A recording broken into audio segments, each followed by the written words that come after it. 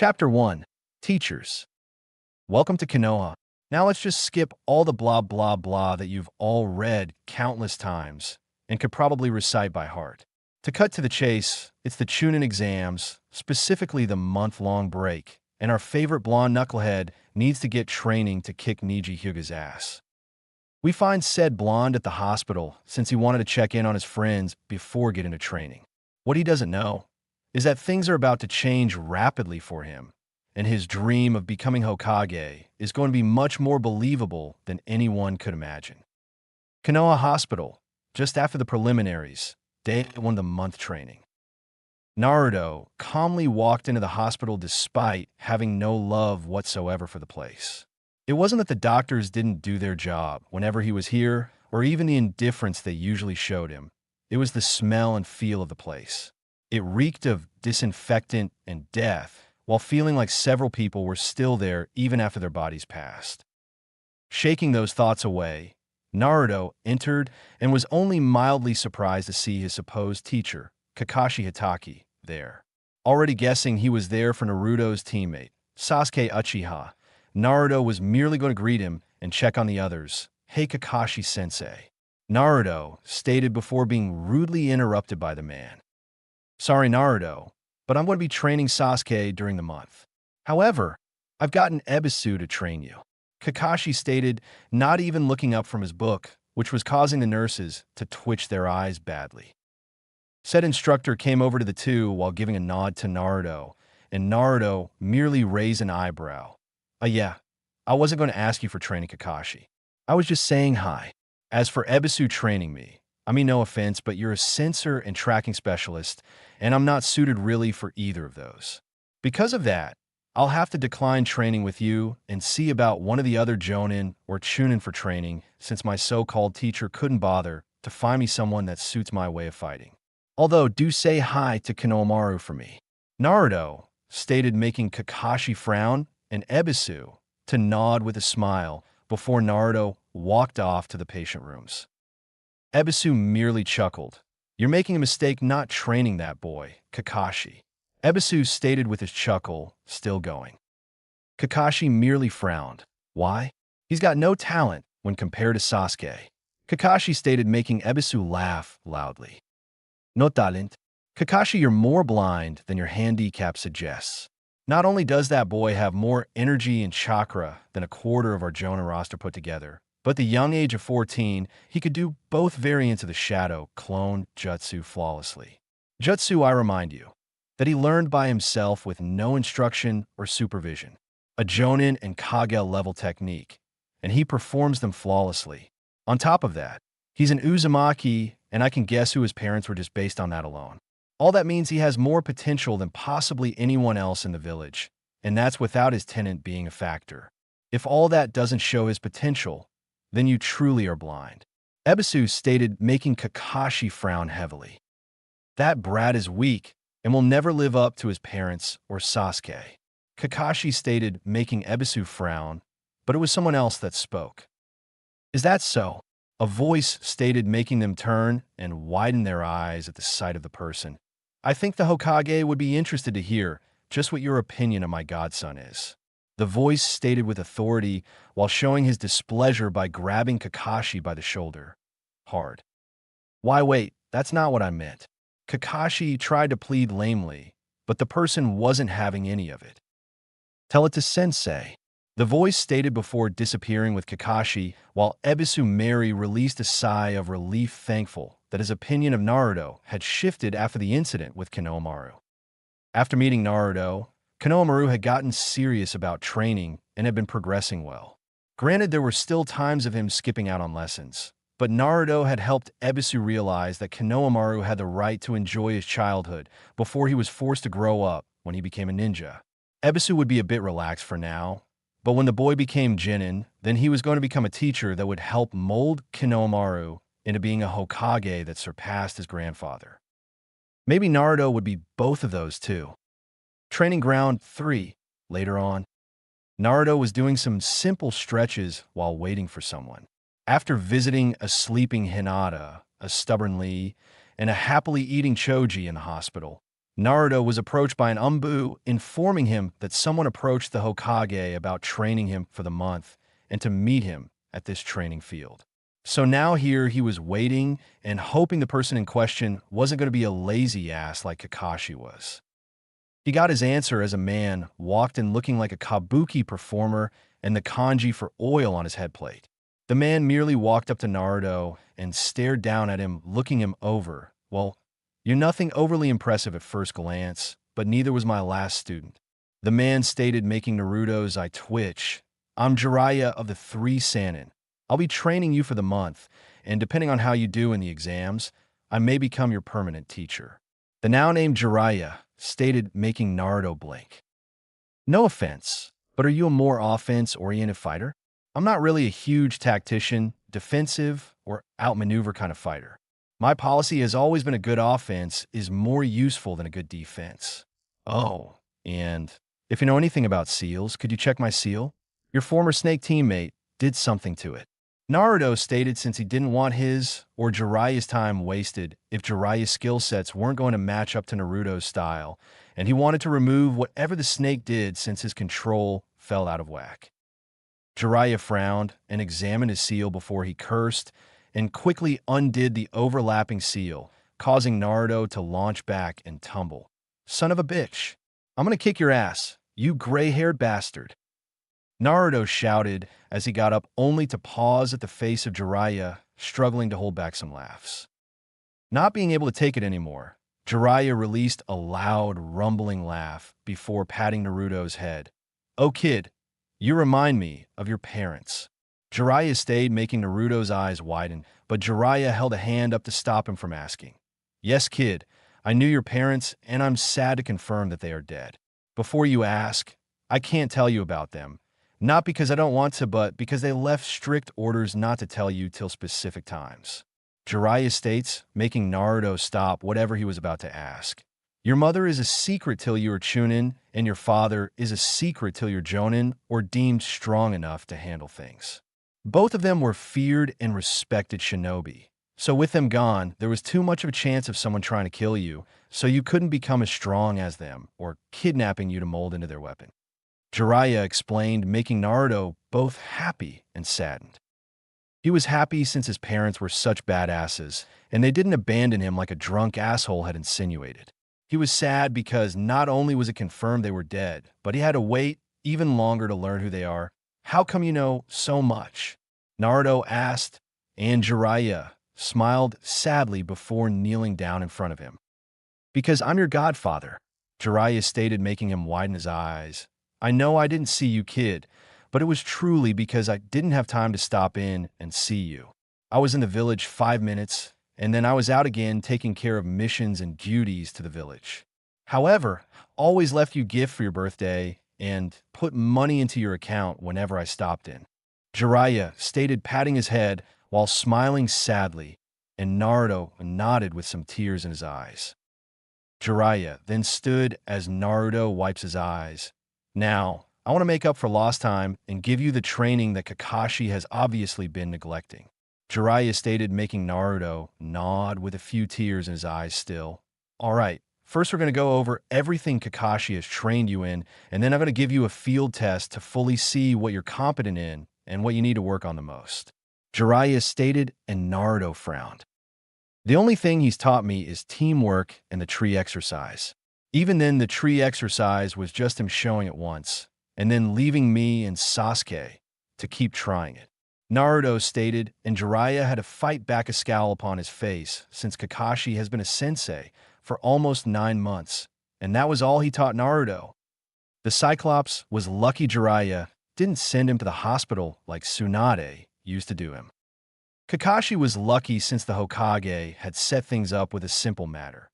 If Sasuke didn't perform better than Naruto did in the finals, since if Kakashi was right, then even with Jiraiya's help Naruto should fail, then Kakashi was going to be in deep shit. I see. I'll deal with that later, but for now, let's see what you've got. Jiraiya stated as Naruto nodded and got ready.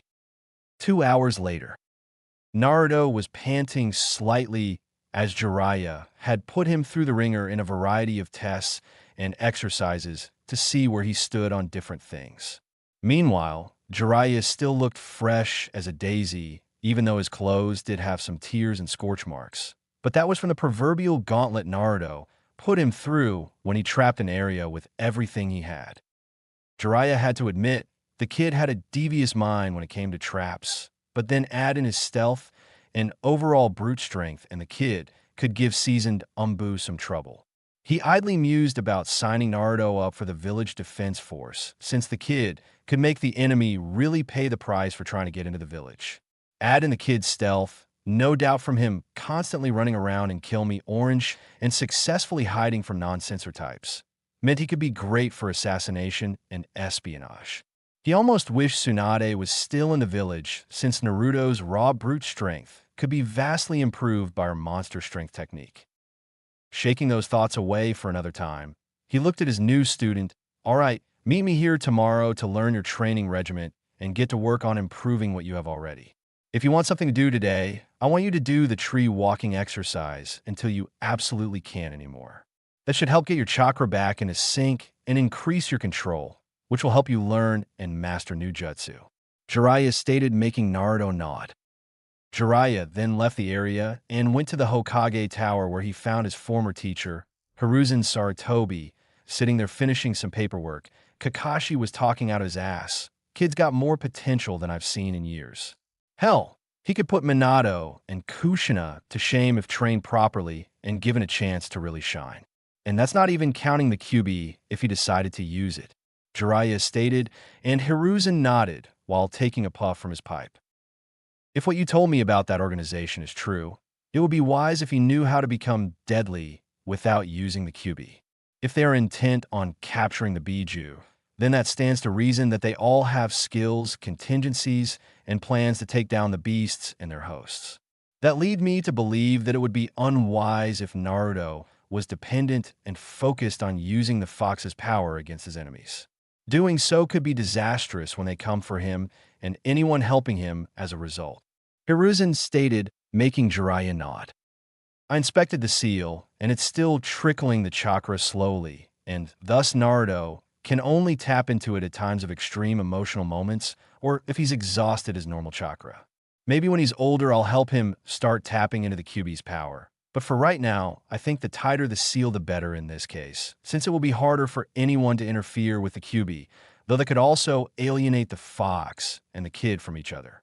From what my sources in Kyumo told me, their eight-tailed host has complete control and synchronization with their Biju. That means he has access to all the abilities his Biju does and can even turn into the Biju without succumbing to its rage or base instincts. Jiraiya stated, making Hiruzen nod. Do what you can, Jiraiya. Get Naruto into top form as a ninja, and then worry about him as a Jinchuriki. Konoha has never had to depend on a Biju container to be strong, and both our two previous hosts were formidable without the Biju at all. I want Naruto to continue that legacy and not become a ninja that is only powerful because of the demon sealed inside him. Hiruzen stated, and Jiraiya nodded. No problem. With the training regimen I have picked out, Naruto will crush everyone in the finals regardless of who he faces. Though I would like your permission to recruit some others to help with his training as needed, since there are a few things even I can't help him with, and if something pressing comes up, I want him to have someone to help him until I get back. Jiraiya informed, then requested, and Hiruzen nodded. Do as you please, Jiraiya. Anyone is free to train Naruto, so long as there is no conflict of interest and it doesn't interfere in their normal duties. Hiruzen stated, making Jiraiya nod before he left to check in on some people he knew could help push Naruto in the right direction. Hiruzen merely leaned back, smoking his pipe, while thinking on the blonde bundle of energy that was Naruto Uzumaki. If it wasn't for the fact he had to be impartial and didn't have time, he'd contribute to helping Naruto with his training. Sighing slightly, he turned back to the last few pieces of paperwork that he needed to handle for the day. Day 2 of the training month. Naruto stretched at the training ground, waiting for his godfather/sensei to arrive, and was surprised when he did a few moments later with Kurenai in tow. Ah, good. You're here, Jiraiya stated as he walked up to him with Kurenai, who seemed to be analyzing Naruto much more than she had done in the past. I've worked out some training with Kurenai-san here, as well as my guy. However, any of the training won't take place till the second week, as I want to drill you in chakra control exercises, as well as finding your elemental affinity and getting your schedule set up for the following 3 weeks. Kurenai here can help you with chakra control, as she has to have near perfect control to use her variety of Jinjutsu. She'll also be helping you with breaking, escaping, and even casting Jinjutsu, since there are some Jinjutsu that just require you to overwhelm your opponent's chakra, which you can do easily. Jiraiya informed, making Naruto nod before thanking Kurenai, who merely smiled and nodded. Jiraiya then produced a slip of paper. Okay, what you've got to do is channel chakra into this paper, and the results will tell us your affinity. Depending on the results, I can train you or find someone who can train you in your affinity since, while I know the basic steps for each affinity, it's always better to have someone who's done what you'll be doing. Jiraiya stated, handing Naruto the paper, and waited for the results. Said results were surprising since the paper was cut into confetti, with a majority of the pieces becoming soaked and the rest crumpling up. Jiraiya and Kurenai were of course stunned, since it was extremely rare for a person to have 3 affinities right off the bat. Jiraiya was handling it better, since he knew Minato was a wind user with a minor in water, Kushina was a water user with a minor in lightning, and he could only assume that the small trickle of chakra from the QB had slowly formed a minor connection to the 3, or it could have been due to the fox's chakra circulating inside Kushina while she was pregnant with Naruto. QB was known to cause storms, hurricanes, and typhoons with a swish of its tails, and those bloodline elements were made of combinations of water, lightning, and wind. While normally a child took after the parent with the more dominant genes, or whoever the child took after the most, that wasn't the case with Naruto, since anyone who actually paid attention could see Naruto was a blend of both Minato and Kushina. Naruto had his father's hair, build, and eyes, sure, but his face, personality, and overall way of doing things was clearly Kushina. He broke from his inner musings as Naruto merely raised an eyebrow and looked at Jiraiya. Well then, looks like you have a high affinity for wind with a lesser for water and lightning. Under normal circumstances, I would try to have you learn all 3, but for this month, we'll focus on the wind affinity since it will be the easier of the 3. If you show good progression in that, then I'll be able to help you with the other 2. Jiraiya informed, and Naruto nodded, since he had no idea how the affinities worked. Good. Now I need to go talk to someone that I know could help you with the wind affinity. While I'm gone, Kurenai here will begin your work with chakra control and Jinjutsu, and I expect you to be doing the work and not complain about getting cool jutsu. Your parents and all the Hokage always ensured they had full control of their chakra before they started worrying about using jutsu. Even then, they never focused on flashy moves over what they could use for a variety of situations. A well-used substitution can be just as effective as any offensive jutsu. Jiraiya stayed, making Naruto frown, but he nodded nonetheless. Jiraiya knew fully well that basic jutsu could be lethal since he had seen it with Sasuke's mother, Mikoto, who made a name for herself using only Shunshin, clones, and substitution. She'd use Shunshin combined with substitution to move clones around confusing enemies, and even substituted with enemies, so they ended up killing each other while she killed others. She never even used her Sharingan to fight, even after she unlocked it fully. Shaking those thoughts away, Jiraiya nodded to Kurenai before leaving in a Shunshin. This left Naruto and Kurenai alone in the training ground. So what should I do first, Kurenai-san? Naruto asked, looking around as Kurenai was just looking at him. Before that, Naruto, I have something I need to discuss with you while Jiraiya isn't here. Kurenai stated, moving toward Naruto, who looked at her and then blushed seeing how close she was. And what would that be? Naruto asked, making Kurenai smile as she pushed her chest out a bit. Well, I'm sure you recall how Neji treated Hinata in the prelims, correct? Kurenai asked, and then smiled slightly as Naruto stopped blushing and grew both serious and angry. Kurenai continued when he nodded. Well, I happen to care about Hinata as if she was my daughter, and I'm pissed at what Niji did. However, there's nothing that can be done due to the rules and voucher signed at the Forest of Death. Kurenai stated, and Naruto nodded. Okay, and what does that have to do with me? Naruto asked, and Kurenai smiled. Simple. While I can't do anything, you are not barred for such an action. Kurenai stated, making Naruto raise his eyebrows. Yes, with you as his opponent, he can pay, though Hinata still wants to have him forgiven because she loves her family. With Jiraiya and others training you besides myself, your chances of beating Niji are practically guaranteed, and you most likely won't break a sweat doing it. Hence why I wish to offer you a deal. Kurenai stated, making Naruto raise an eyebrow. A deal? He asked before Kurenai nodded and stood. Naruto blushed again as she pulled her dress down, revealing her perky breasts and hard nipples, and then up showing her scarlet thong-covered pussy. If you break Niji, and I mean doing everything you can to hurt him short of crippling or killing him, then you can have me. I will sign myself over to you as your servant, slave, concubine, whore, slut, or whatever you want to call it. If you do this for me and hurt Niji for what he did to Hinata and knows never to do it again, then you can have me till the day one of us dies. Kurenai stated, moving her thong to show her pink pussy. Aya, that is... Naruto stammered before he slapped himself. I would have done that from the start. You don't have to do this. Naruto stated, making Kurenai smile more. I know, but you would have simply fought him till he lost, but I want you to do more than that.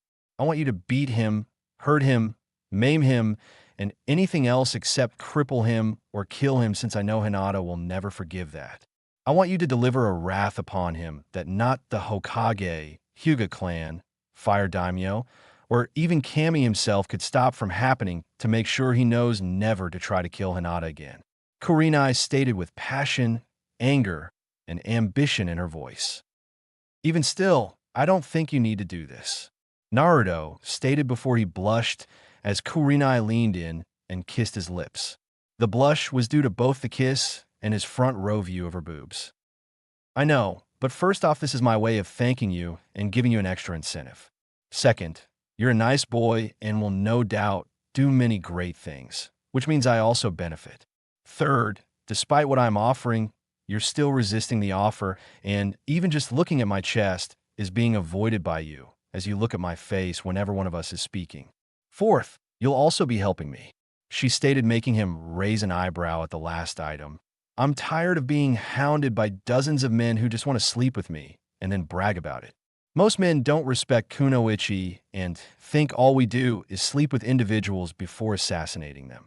There's also the fact my apartment complex has been full of pigs, perverts, and assholes, so that's a problem.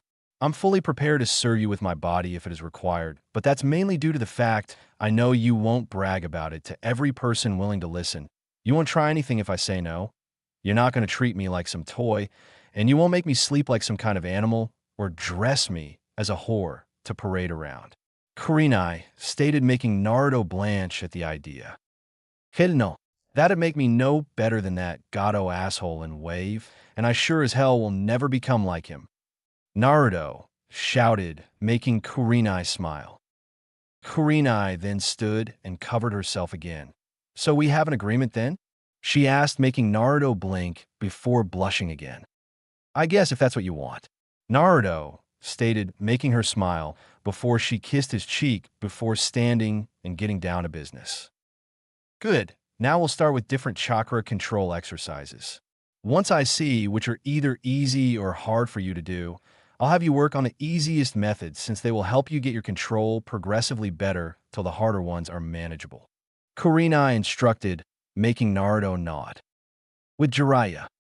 Jiraiya was currently with one Asuma Sarutobi, the only confirmed wind user left in Konoha besides Naruto, and was currently discussing some things with him. Forgive me, Jiraiya-sama, but wouldn't this be a conflict of interest?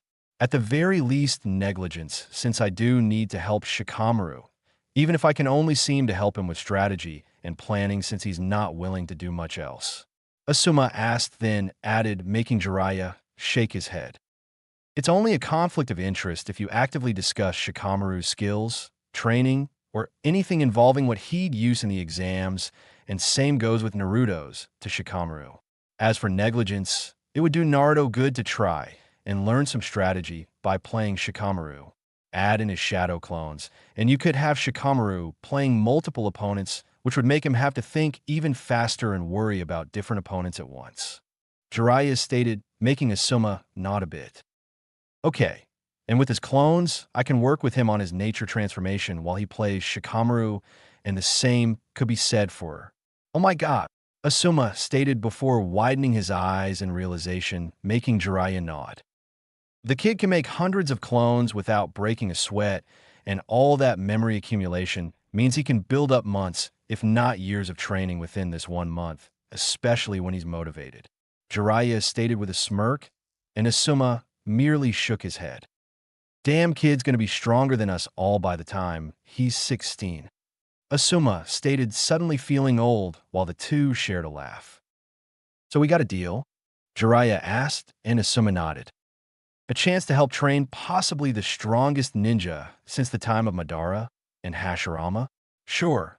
Plus it would do Shikamaru good to play against someone other than me and his father. Asuma stated with a smirk, and Jiraiya nodded. All right, I'll get together with you, and the others I plan to have help train Naruto, since I can guess how many other teachers have just decided to wash their hands of him in the academy, so he may need some extra help. Jiraiya stated, and Asuma nodded with a chuckle.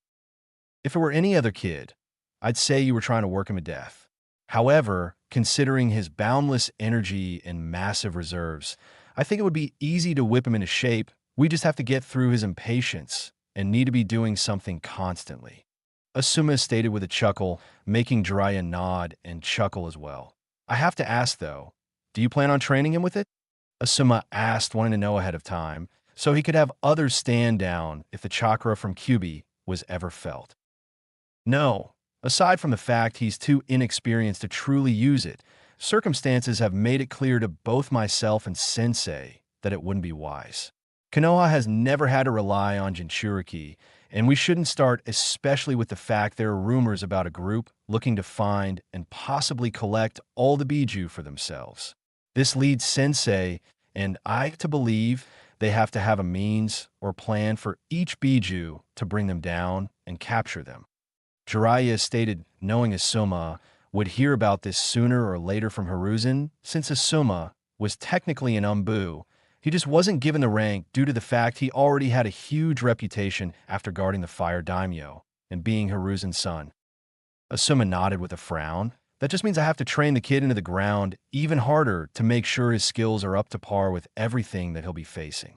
Asuma stated, making Jiraiya laugh. He'd probably want that of you regardless.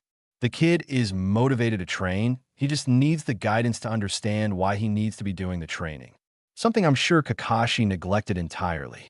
Jiraiya stated before becoming angered at the end, and Asuma frowned. We all warned him, Jiraiya, but he wouldn't listen. He was too obsessed with training Sasuke to care about his other students at times, and he had no faith in Sakura or Naruto's abilities to be ninja. Asuma stated, and Jiraiya nodded. I know, Kakashi has already been handled, and depending on how his two students do in the finals will result in his punishment. Considering what I've been setting up for Naruto, Kakashi will get what is coming to him, and hard. Jiraiya stated in a no-nonsense tone, and Asuma nodded, already guessing how much shit Kakashi will be in when his screw-up is shown. Back with Naruto. Naruto was currently standing upside down on a tree branch with a leaf stuck to his forehead, while several clones were spinning multiple leaves on their palms. Another group was water walking, another was running up and down trees, and still another group was spinning kunai on their fingertips. Kurenai knew fully well that shadow clones couldn't be used as effectively for chakra control, or rather she knew that was the belief many had. Because he distributed his chakra evenly, the clones would then work on controlling their smaller amount of chakra. Then the combined control would go back to the original. The overall control would increase as time went on. It wasn't as fast as other training could be with shadow clones, but it was still faster than doing the exercises normally. If nothing else, his skill doing the exercise would increase, thus allowing him to use the exercises easier. If he could use the exercises easier, then he could maintain his control better and begin reigning in all that chakra he had. In another hour, Kurenai planned to have him try some different Jinjutsu to see what his level of control fully was, and then go from there. She broke from her musings as Jiraiya returned. "How's he doing?" Jiraiya asked, seeing the different clones doing exercises. "Better. He struggled with a couple, but he had water walking down on his first try. The kunai spinning is also going better, while I increased the difficulty of the leaf spinning and then combined the leaf sticking and tree climbing exercises for him." Kurenai stated, making Jiraiya nod, since if this was kept up, then he'd have enough control to handle the Rasengan and other jutsu easily before the month was out. "Good. I'll leave him with you today to keep this up along with any Jinjutsu training you think he's ready for. I need to get some supplies and some information that I can use to help him both in his physical training and with his chakra control. I don't know how long it will take, but it shouldn't be any longer than a good portion of today," Jiraiya stated, and Kurenai nodded. "I'm not working with Shino on anything until next week, since he wants to get better control of his bugs by learning with his father and clan. Even then, we are only working on helping his bugs be better immune to Jinjutsu, and me helping him achieve better chakra control," Kurenai stated, while Jiraiya held back a frown, since from what he was hearing, many of the clan heirs only knew their clan techniques and knew nothing outside of it. If another war broke out, then they'd get slaughtered, since numerous shinobi had found ways to counteract the skills each clan possessed and kill said clan members. Hopefully them seeing Naruto's soon-to-be wide arsenal of skills would motivate them to branch out. Day 3 of training. Naruto stood in front of Jiraiya, again only this time without his jacket and shirt, while more of his clones were doing the chakra exercises. Jiraiya was sitting right now, while having some ink and brushes handy along with some armbands, leg bands, and a waistband. "All right, I'm going to need you to stay still while I do this. The seals I'm going to put on you will help with your training and with your control. The first seal are gravity seals, which will make your body feel heavier the higher the setting, while the second seal will lock your chakra to your body and strength. What this means is if you don't have your physical power balanced with your chakra completely, then you'll not be able to move. This will increase your concentration and how well you regulate your chakra. Granted, I'm not making it as strict as it should be, since you have some work to do before your physical power is as good as your chakra, but it will still work. On top of that, you'll also be wearing these bands that have weight seals on them to push your body even further," Jiraiya stated as he began drawing the seals on Naruto, who was doing his best to wait patiently till Jiraiya was done. Naruto then put the bands on just as Jiraiya activated the seals, making him grunt as his arms and legs locked together, and he fell face first in the ground with a loud thud. The gravity seals are set at ×3 gravity, and the weight seals are set at 100 pounds apiece. Since muscles get stronger through tearing and healing, you can adapt to this much faster thanks to the QB healing you, meaning you could do this even faster than the other training regiments with the clones. Jiraiya stated before going over to a tree, sat down, and pulled out a few scrolls. "Once you can move, give me 200 push-ups, sit-ups, squats, punches for each arm, kicks for each leg, laps around the training field, and then laps running up and down a tree," Jiraiya stated causally as he began reading and ignoring the string of curses his new student was spewing at him. A few hours later had Jiraiya looking up and widened his eyes slightly to see Naruto doing the punches while drenched in sweat. He also noticed a couple bottles of water empty beside him and was glad his student wasn't so hard-headed that he ignored his body's needs. Jiraiya mused that if he could get the physical items done by lunch, then he'd treat the kid to ramen, even if it would probably break his wallet. Sure, Naruto needed to eat other things, but if he was going to put this much effort and hard work into training, then Jiraiya could let the kid have his favorite food, even if it wasn't as healthy as it could be. Then again, there was veggie ramen as well as low-salt ramen, so that could be a way to start getting him to eat better. Shaking those thoughts away, Jiraiya returned to his reading concerning his various reports from spies, favors, and informants. The information concerning Suna mobilizing ninja was not something he liked since he knew the Wind Daimyo was slowly strangling the village economically. It was only worse based on the fact that Orochimaru was here, which meant that his former teammate could have swayed Suna to attacking Konoha since they were taking the Wind Daimyo's missions rather than Suna. Adding in the fact that Suna's own Jinchuriki was here, and it clear that Konoha needed to expect trouble. Jiraiya sighed slightly since he'd have to look into this personally, which meant he'd have to change up his plans for training Naruto and maybe have the others start pitching in sooner rather than later. It wasn't necessarily a bad thing. He just didn't want the kid feeling like he was being ditched again. He'd explain it to Naruto after the kid finished his physical exercises. Lunchtime. Jiraiya could honestly say he hadn't been too surprised by any of his students over his years teaching. Sure, Minato's ingenuity in creating his 2S-rank jutsu was astounding, but it was a small mention compared to the lack of surprise throughout his training otherwise. Naruto, however, had gone through the entire training regiment he had given him to help adapt to the change on his body. A regiment that Jiraiya hadn't honestly thought he'd complete, let alone by lunch. Yet, not only did he complete it, but he had actually added to it by adding handstand flips, back flips, front flips, cartwheels, and tree hopping to help ensure his agility matched his new weight and restriction.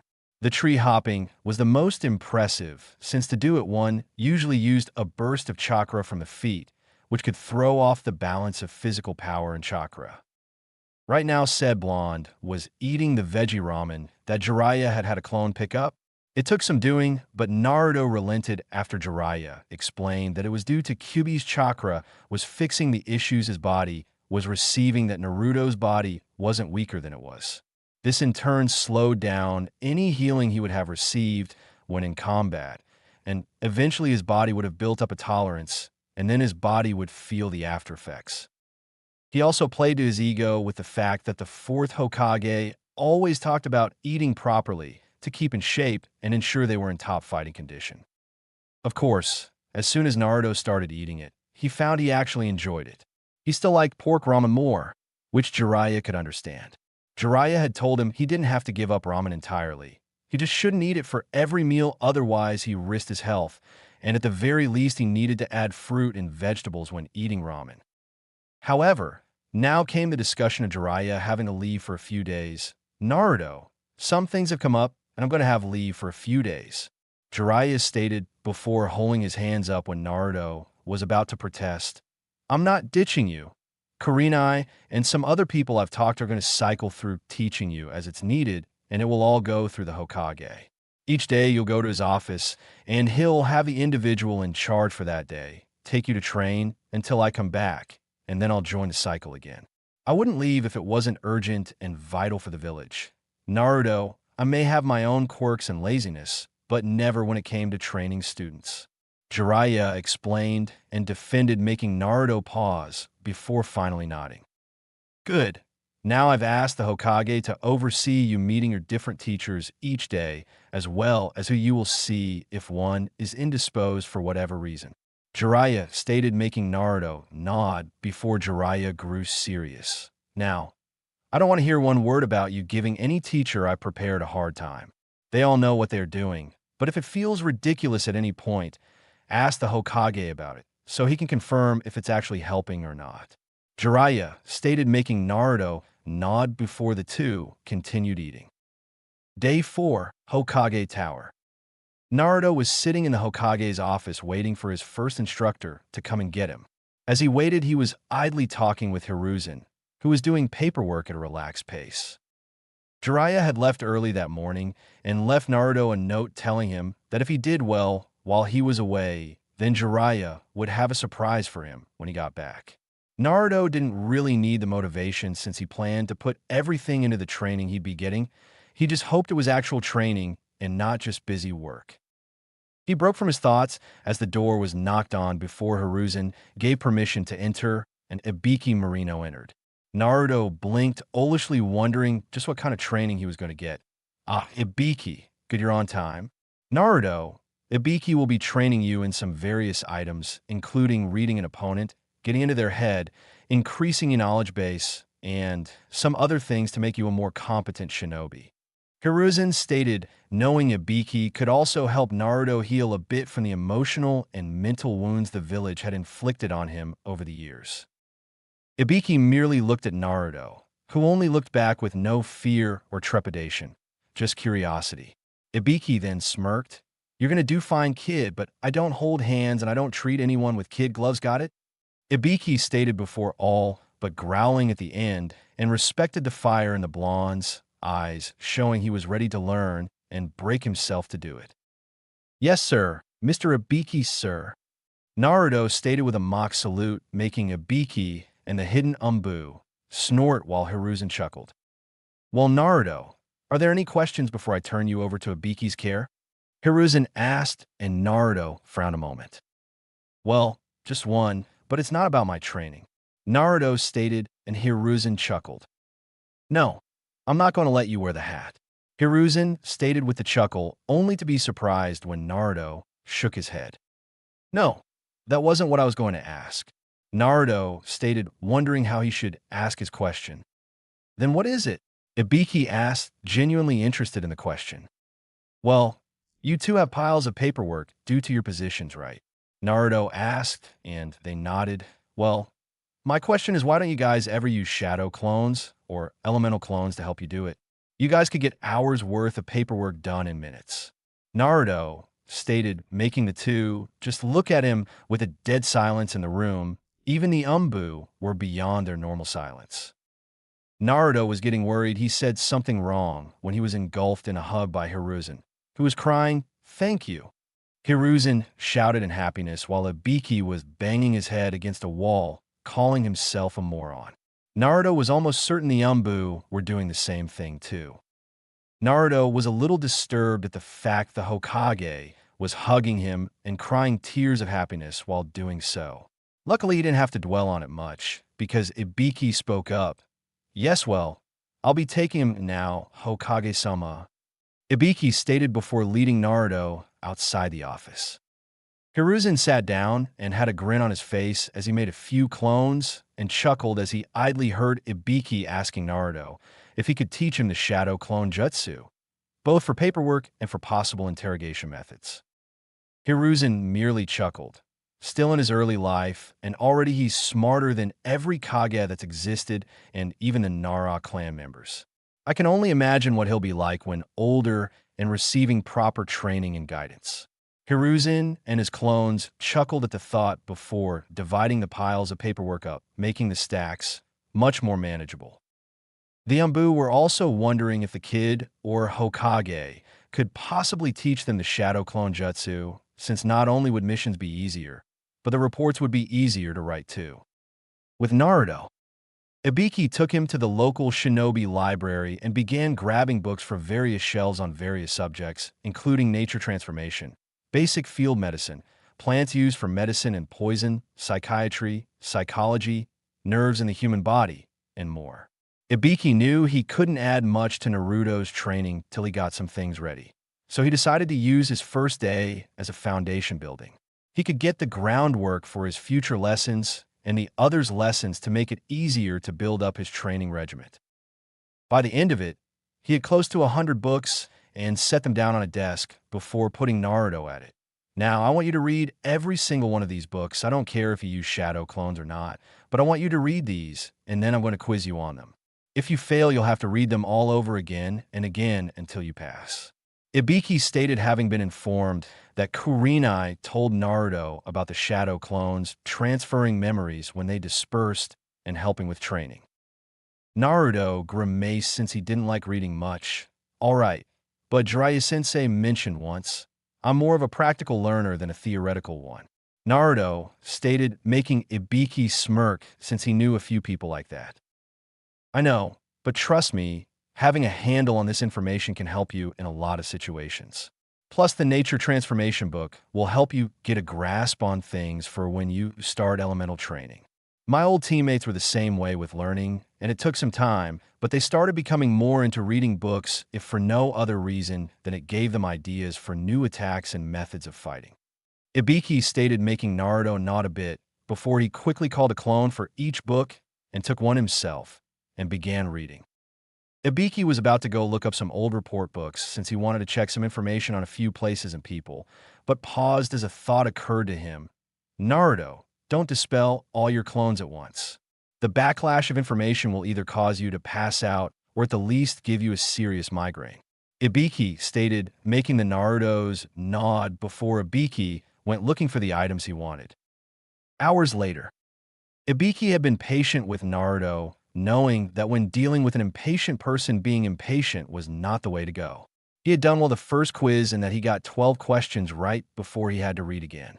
By the end of it, Naruto only had to read the books 3 times before he got through the quiz completely. It was actually impressive, since most would need to read all those books 4 or even 5 times before they could get through half the questions.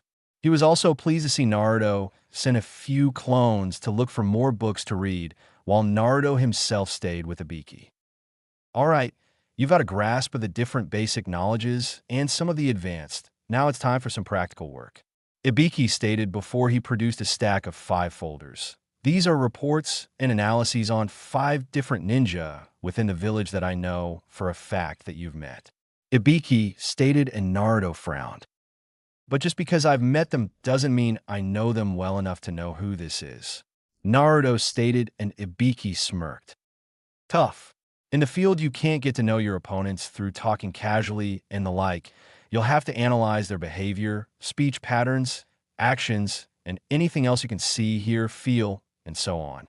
At the best of times, we can have a basic profile of an enemy, and you will have to go off of that alone, such as any entries in the bingo books.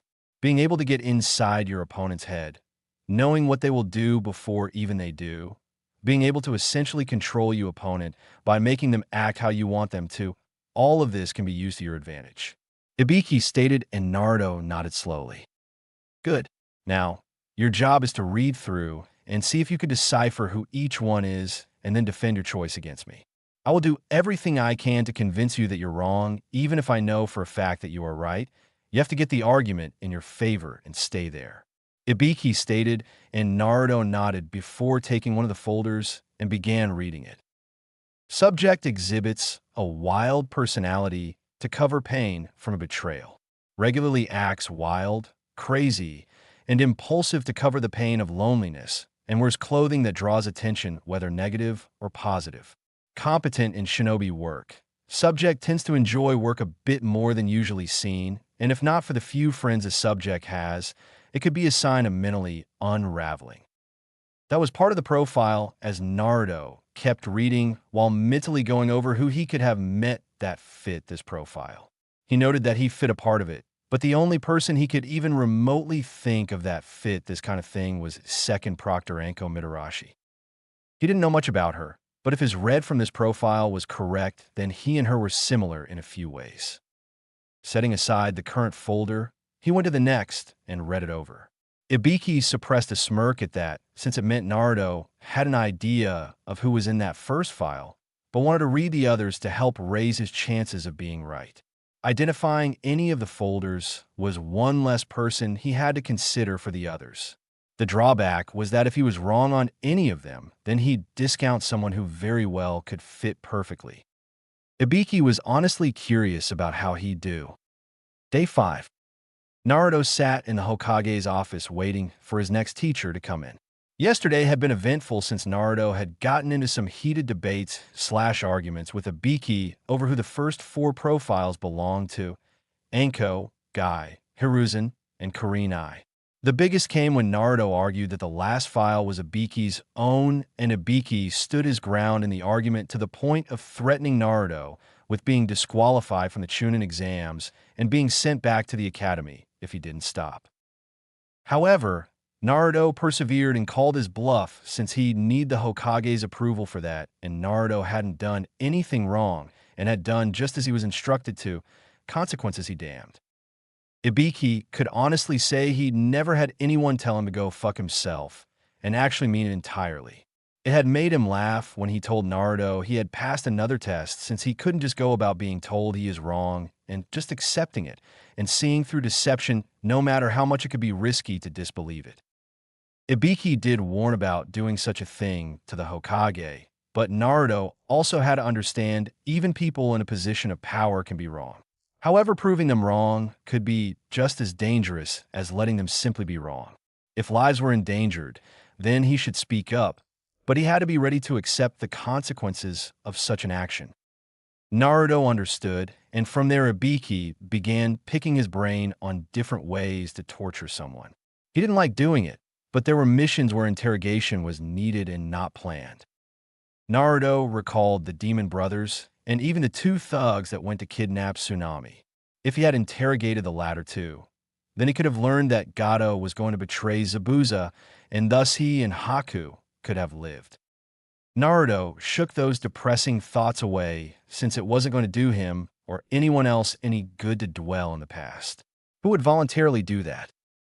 A certain Cyclops, large-breasted gambler, fate-believing asshole, and half of IW suddenly sneezed violently while wondering who was talking about them.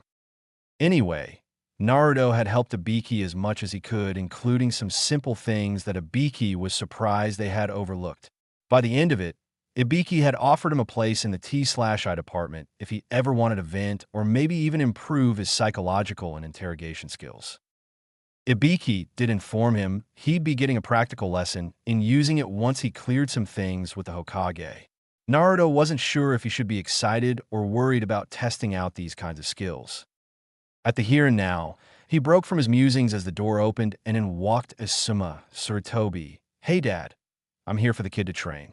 Asuma stated to Hiruzen, who nodded and motioned Naruto to go with him. Naruto complied and followed Asuma as they went to the Nara household and found Shikamaru laying back looking at the clouds while 3 shogi boards were set up near him. When they got close, Shikamaru looked to them and raised an eyebrow at seeing Naruto. "Hey Naruto, hey Asuma-sensei, what's up?"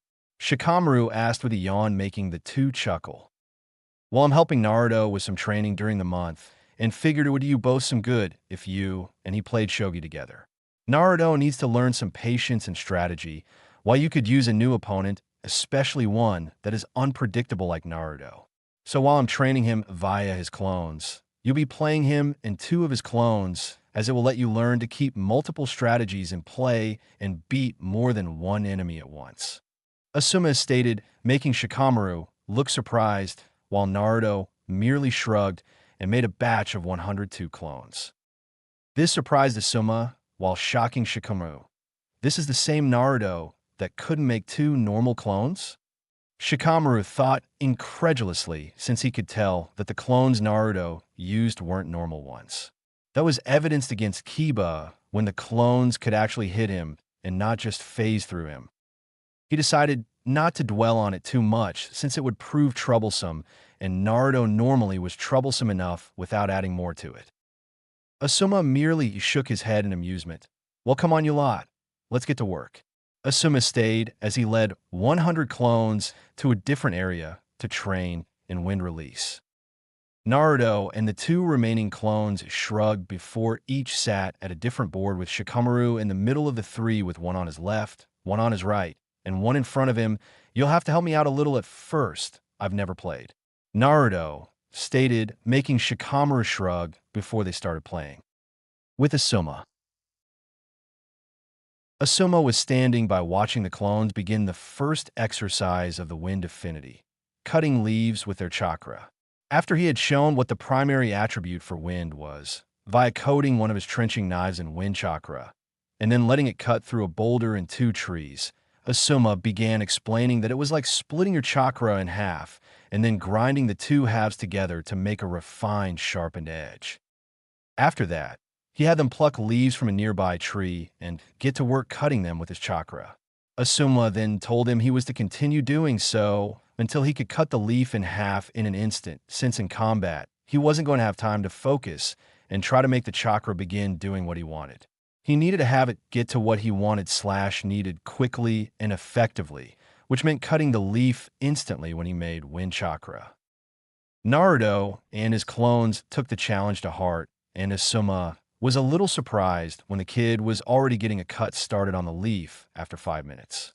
He would have been very surprised if not for the fact that Naruto told him he read up on nature transformation, and then there was the sheer volume of chakra Naruto possessed made it easier for him to just hit the leaf with a great deal of chakra. More chakra meant more friction, which meant more of a cut. However, the downside was that he was using way more chakra than he needed, but that was to be expected due to his reserves versus his control. From what Jiraiya informed him, both he and Kurenai were working on that problem right now, and his control was better than it was since he was easily doing Genin-level exercises. The reason for that being a sign of progress is because Genin exercises were designed for small reserves while the higher level ones were for larger pools of chakra or to add even further refinement. Naruto could do the Jonin and Umbu exercises due to his astounding reserves, thus a Genin level 1 was like trying to direct a raging torrent of water with a pebble. The added benefit of the nature exercises was that they were a form of chakra exercises in themselves. So the more progress Naruto made on the leaf-cutting exercise and the other ones, the better control he'd have overall. This kid, he's going to be deadly and powerful when he's older. If he can do this kind of training level now, then I can only imagine what he'll be doing once he gets his chakra under control and grows up a bit more. Asuma thought, knowing full well that Naruto's biggest limitation right now was his lack of control, and it was a limitation that was quickly being taken care of like it should have been when Kakashi was teaching him. There was also the fact Naruto was still growing and had yet to hit full maturity. When he reached adulthood, his chakra and skill could surpass the first Hokage when he was in his prime. He idly wondered when Jiraiya would start teaching him jutsu, since Asuma could easily add onto it with quite a few ninjutsu. Shaking those thoughts away for later, he decided to voice something to Naruto. Naruto. He called, making the 100 blondes look at him. When you've each cut a leaf, come to me and wait for permission before dispelling. I don't want the original to pass out from exhaustion because groups of you decided to dispel when finished. I'll have you each dispelling at intervals so the backlash won't hit as hard for you or the original. Asuma stated, making them nod. Yes, sir. They chorused before going back to work, making Asuma chuckle a bit. He idly wondered how Shikamaru was doing with Naruto. With said lazy genius. Shikamaru could honestly say that Naruto was indeed every bit as troublesome as he thought he was. He had gotten the hang of the game quickly, though his strategy left much to be desired at the beginning. The troublesome thing, despite Shikamaru liking this bit of troublesome, was Naruto would do moves that he hadn't calculated at all, and it made no sense. However, it always threw Shikamaru's game plan off, and he had to reorganize and replan almost every turn. It was made only worse by the fact he had to handle 3 of the same opponent, all doing things different from each other, and making him constantly have to keep multiple plans going at once for just a simple game. He quickly realized why Asuma wanted him to play Naruto. If he could get this frustrated and confused in a game against an opponent like Naruto, then how quickly could he lose his cool in actual battle? There was also the fact having to keep readjusting his plans. Almost every move made him think on his feet faster and helped adjust against multiple enemies. Especially when he's facing 3 opponents who don't play/fight the same way. He knew for a fact his father would even have a hard time handling 3 Narutos playing him at once, since they all played differently despite being the same person. This led to the conclusion that the shadow clones could think independently, and while the original had decided on one course of action, the other 2 had decided differently. He'd have to ask his dad about the shadow clone jutsu, since it seemed way too advanced for Naruto to have just learned it without some kind of teacher, but neither Sasuke nor Sakura could use it, so that begged the question of where did Naruto learn it? He shook those thoughts away since he couldn't afford to get distracted. Naruto had already almost checkmated him 3 times and was only getting better the more games they played. It was both annoying and fun since he actually had to try to win instead of just doing the normal sluggish playing that he did against Asuma when they played. The 2-4 were so wrapped up in playing, both to win and for enjoyment, that they failed to notice how much time was going by. There was no real indicator for them other than Naruto and his clones, occasionally twitching from one of the other clones dispelling since they were either done or out of chakra. They were informed, though, when Choji came over. "Hey, Skika, want to get some lunch?" Choji asked before seeing Naruto. "Oh, hey, Naruto, you can come too," Choji stated, waving, while Naruto waved back before taking his turn. Choji, knowing that games Shikamaru played didn't usually take long, sat down on the side and merely watched. He was actually surprised to see Shikamaru lost quite a few pieces along with Naruto, since Shikamaru usually owned anyone besides his dad at shogi. It took another 10 minutes before the 3 games were over. Shikamaru had won, but any observant person would see that it wasn't a hands-down victory, but a hard-fought one. With that said and done, though, Naruto had his 2 clones pop and then waited a moment before some of his other clones popped. "Asuma will be here in a minute. He's just managing my clones into groups to dispel before coming here," Naruto stated, making Shikamaru shrug and Choji to be confused.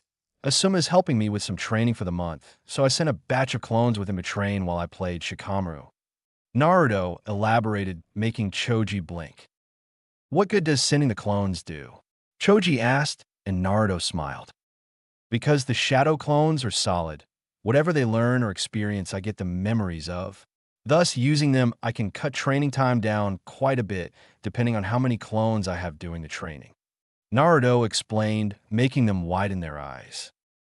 "Wow, that sounds handy. Do you think you could teach me?" Choji asked, and Naruto frowned while scratching his head. "I can't teach you one version, because according to another teacher, it takes way too much chakra for the normal person. Even the Hokage couldn't use it. The other I might be able to, but it would be draining since apparently you need Chūnin-level reserves to make even one. I'm just lucky since I naturally have a ton of chakra in me, which I'm told comes from being an Uzumaki," Naruto explained with a shrug, making Choji deflate slightly, while Shikamaru was curious now. How can someone still in their teens have that much chakra? If it takes Chūnin reserves to make one, and Naruto can easily make more than 100, he'd have to have more chakra than a good portion of the Konoha shinobi roster put together, Shikamaru thought before Asuma entered the clearing. "So let me guess, barbecue," Asuma stated and chuckled when Choji gave him a look that said, "Of course," as if it could be anything else. "Hey, Asuma, do you think Choji could learn the basic shadow clone jutsu? I was telling them why I sent clones off to train with you, and Choji seemed interested," Naruto asked, then explained as they walked to one of the better Akimichi restaurants. Asuma frowned. "Unfortunately, no, he can't right now. His reserves aren't high enough yet, and making one could cause him to pass out along with the clone," Asuma stated, making Choji slump his head in defeat. "Choji, you need to find a training method that helps you and not the one that helps Naruto. While I'll admit, using shadow clones to train can be useful, if you can't make enough of them to really matter, then you're just tiring yourself out.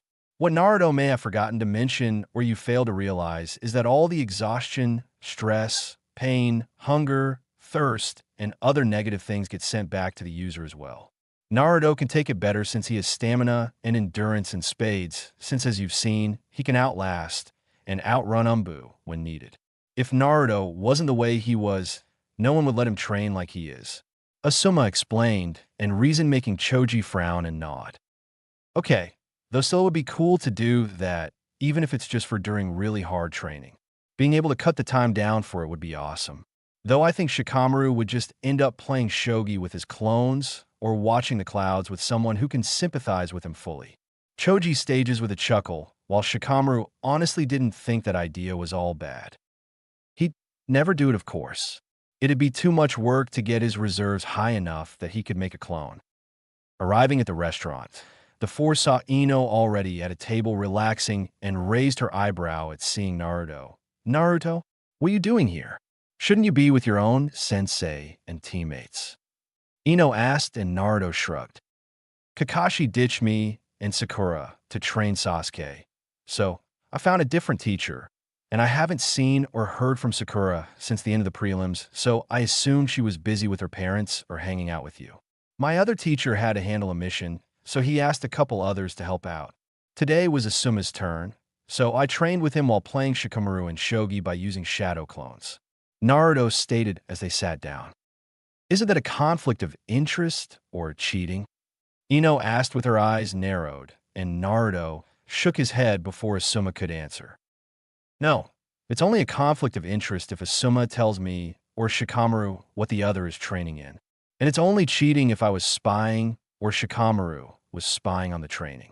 Since I was technically with Shikamaru helping the both of us with strategy and patience, and Asuma isn't telling either of us what the other is doing when we aren't together, there's no issue. If Shikamaru or I choose to tell the other what we are training in, then it's our own fault if it is used against us later. Naruto stated calmly as he looked at the menu, making the four blink at his intelligent and thought-out answer. There's also the fact it's unlikely Shikamaru and I will end up fighting each other anyway, so there's no real advantage to knowing. Naruto stated, making Choji and Ino raise their eyebrows in curiosity. Why's that? Choji asked, and Naruto chuckled. Because for me to be in a position to face Shikamaru, I have to beat Neji, which I will, and then beat either Sasuke or Gaara. Though fighting Gaara is more likely because of Kakashi. For Shikamaru to be in a position to fight me, he'd have to beat either Temari or Dosu, and then beat either Kankuro or Shino. Since Shikamaru isn't that highly motivated, my guess is he'll have his first opponent in a spot to be defeated and then give up. The second most likely option is he beats the first opponent, just so you and others will give him a break about what he did for the month, and then give up against the next opponent. Naruto stated having improved his analytical skills by working with Ibiki and clones spamming his reading. It was also for this reason that his mind felt that he was missing something that he should have noticed, but he couldn't for the life of him think of what. He then looked back at the group and saw Ino and Choji blinking olishly at him.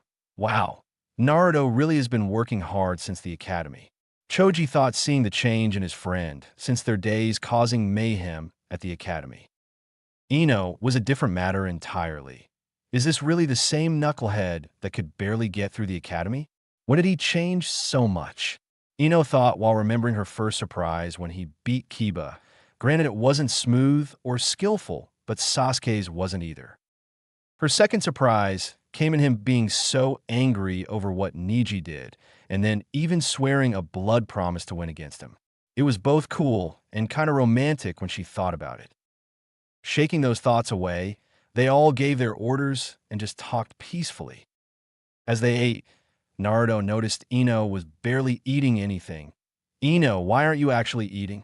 Naruto asked curiously, since both Jiraiya and the health books he read stated you needed a steady amount of food and nutrients to stay healthy and train. The males groaned slightly. Don't bother Naruto, we've all tried to talk her into eating more, and she won't listen.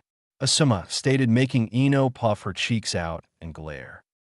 Well, Naruto, I'm on a diet to lose some weight. She stated, only for Naruto to look at her in confusion. Why? You're not fat at all, and you can't get much skinnier without harming your body and taking away from how pretty you look now. Naruto stated, while making Ino blush a bit at the unintentional compliment.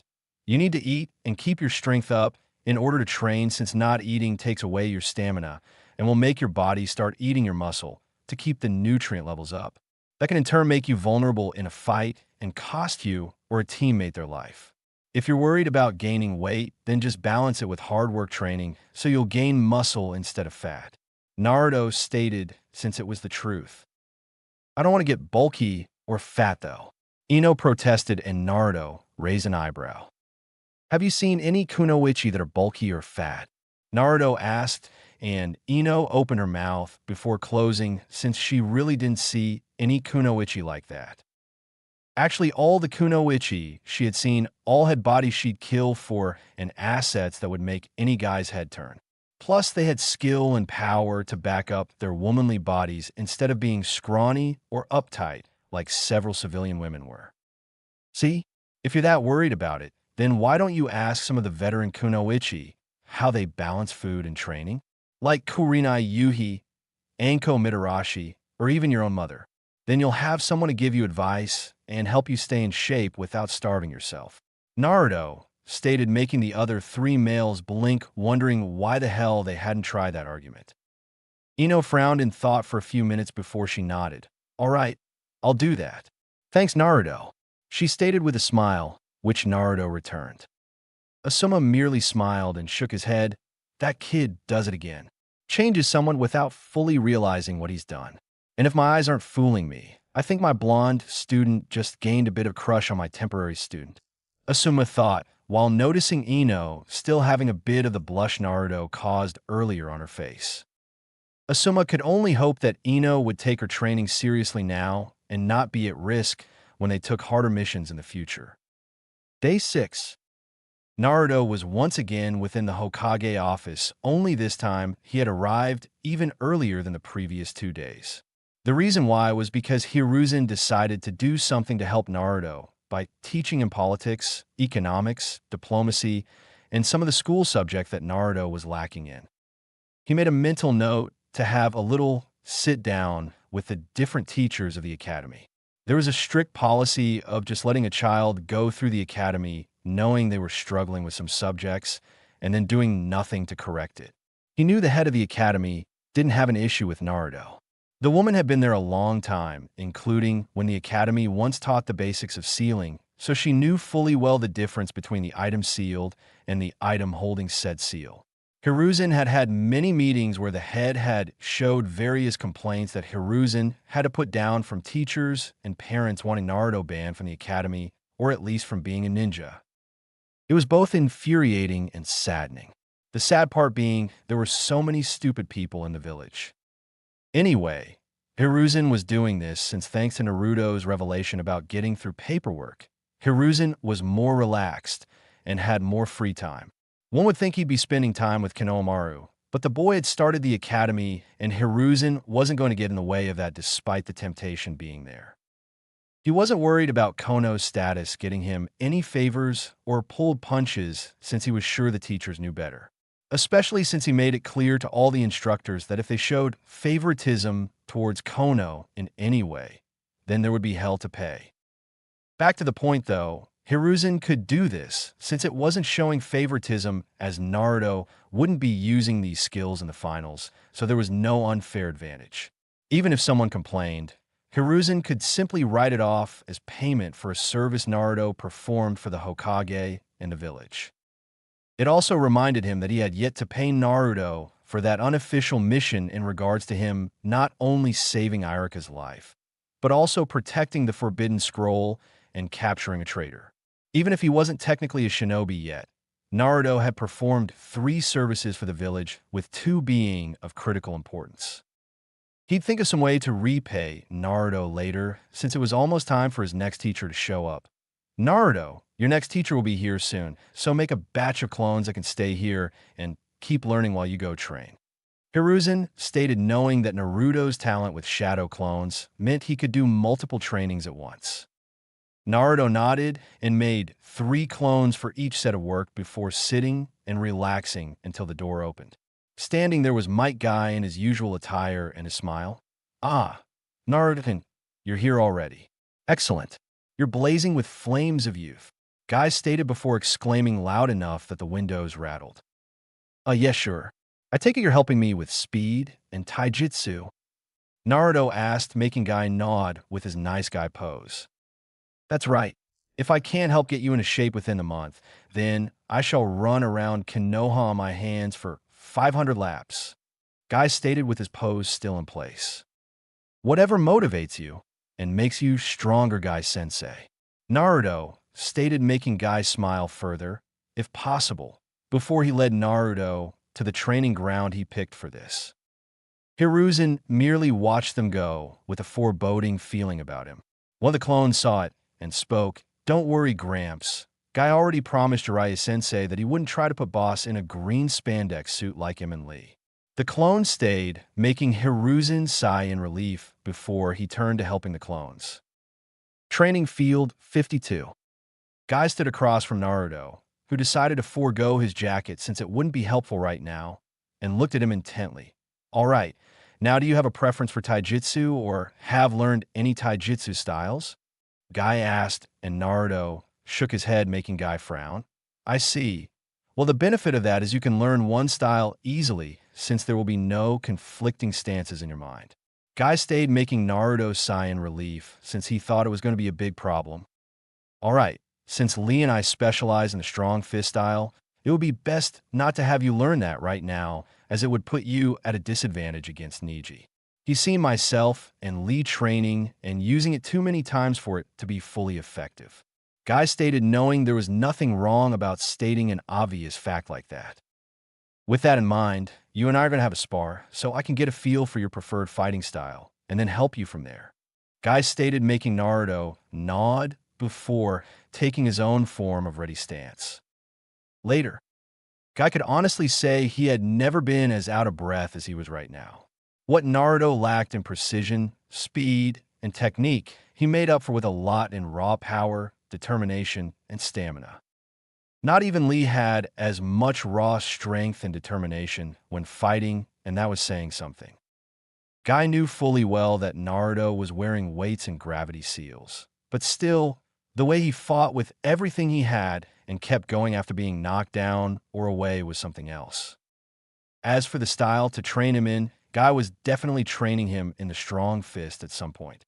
While the different Lotus techniques were probably not going to work for him, the basic style of fighting would fit him perfect, especially with his speed increasing steadily. For now, though, there were a couple of styles that would fit Naruto, and one stuck out as the best option for him to increase his skill and help him in the long run. All right, Naruto, I've seen enough. Guy stayed making Naruto relax and take some calming breaths. Naruto isn't even breathing heavily yet, and we've been fighting for a good 3 hours. Guy thought before shaking those thoughts away. I've got a style that should suit your needs both currently and in the future. The only issue is I'm not well versed in it, so I can get you started and help you with it, but can't fully train you in it. Guy stated making Naruto frown in confusion.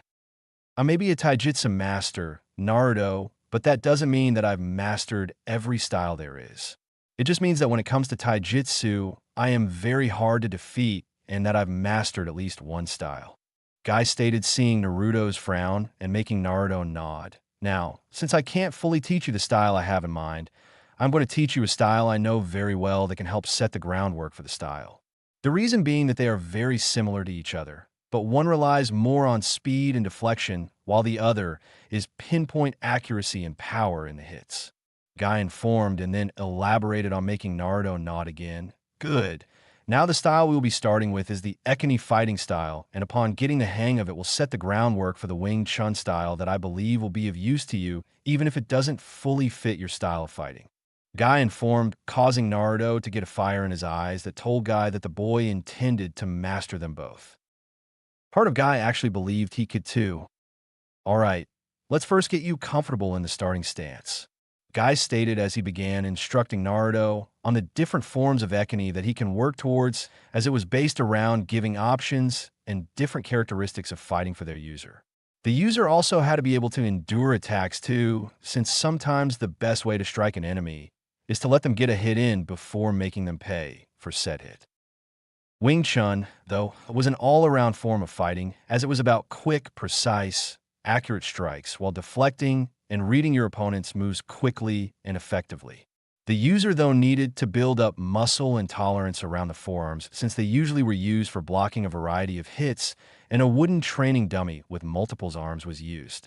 One user was reported to have taken down 10 highly trained taijutsu users single-handedly all at once. Naruto could honestly say that he was looking forward to the training a great deal. Day 7. Naruto was still a bit sore from his taijutsu training the previous day, but it had been well worth it. Thanks to the shadow clones, he had been able to get the stances they had covered down so he could move into them on reflex. While the clones trained in the stances, Naruto was sparring with Guy and a batch of his own clones to better get acclimated to the way of fighting. As an added bonus, he had his clones remove their weights and seals so he'd have to adapt to fighting opponents that were faster than him. When Guy asked why, Naruto merely informed him that he couldn't take the chance that someone he faced would be faster and not be able to somehow keep up. When Lee fought Gaara, Naruto couldn't follow him at all, so what would happen if Naruto ever fought someone that was as fast or even faster than Lee? The answer, he'd get his ass kicked 6 ways to Sunday. Hence why he wanted to start training to be able to track, follow, and react to opponents of that speed. Even if he never fully achieved the speed that Lee did, Naruto wanted to be sure he could at least keep up with his eyes and brain so his body could possibly react in time. Guy had agreed and even suggested that next time they trained that he himself would remove his weights and fight Naruto and his clones while a set of clones would sit off to the side, focusing on watching the fight. If they could follow the movements from an observer's point of view, then it would help to follow it from a fighter's point of view. Naruto broke from his thoughts as the door opened, and he was surprised that Anko Mitarashi came in with her usual attire. "Come on, kid. I got 3 weeks to help whip you into shape, and I'm not going to waste a minute of it," Anko stated, making Naruto quickly follow her, leaving a chuckling Hiruzen behind. Naruto was idly surprised as they were back at the Forest of Death. "Listen up, kid. I'm going to be helping you with accuracy, agility, my own style of taijutsu, poisons, quick herbal remedies, and fighting unfairly. We're ninja, that means we sneak in, slit our enemies' throats, and then sneak out. If you want honorable or the like, then become a samurai or challenge someone to an honor duel. Otherwise, you play and fight to win always," Anko stated, making Naruto nod as he stood straighter. "Good. Now I plan to work you to the bone, and I better not hear any whining or complaining about it, or I'll send you to the hospital faster than you can say Hokage," Anko stated, and Naruto nodded again with a fierce look in his eyes that actually impressed her. "Okay, first up is agility training, which is easy. You're just going to have to dodge," she stated with a sickly sweet smile as she started throwing kunai, sunbon, and shuriken at Naruto, who yelped before dodging and weaving through the sharp metal instruments of death and pain.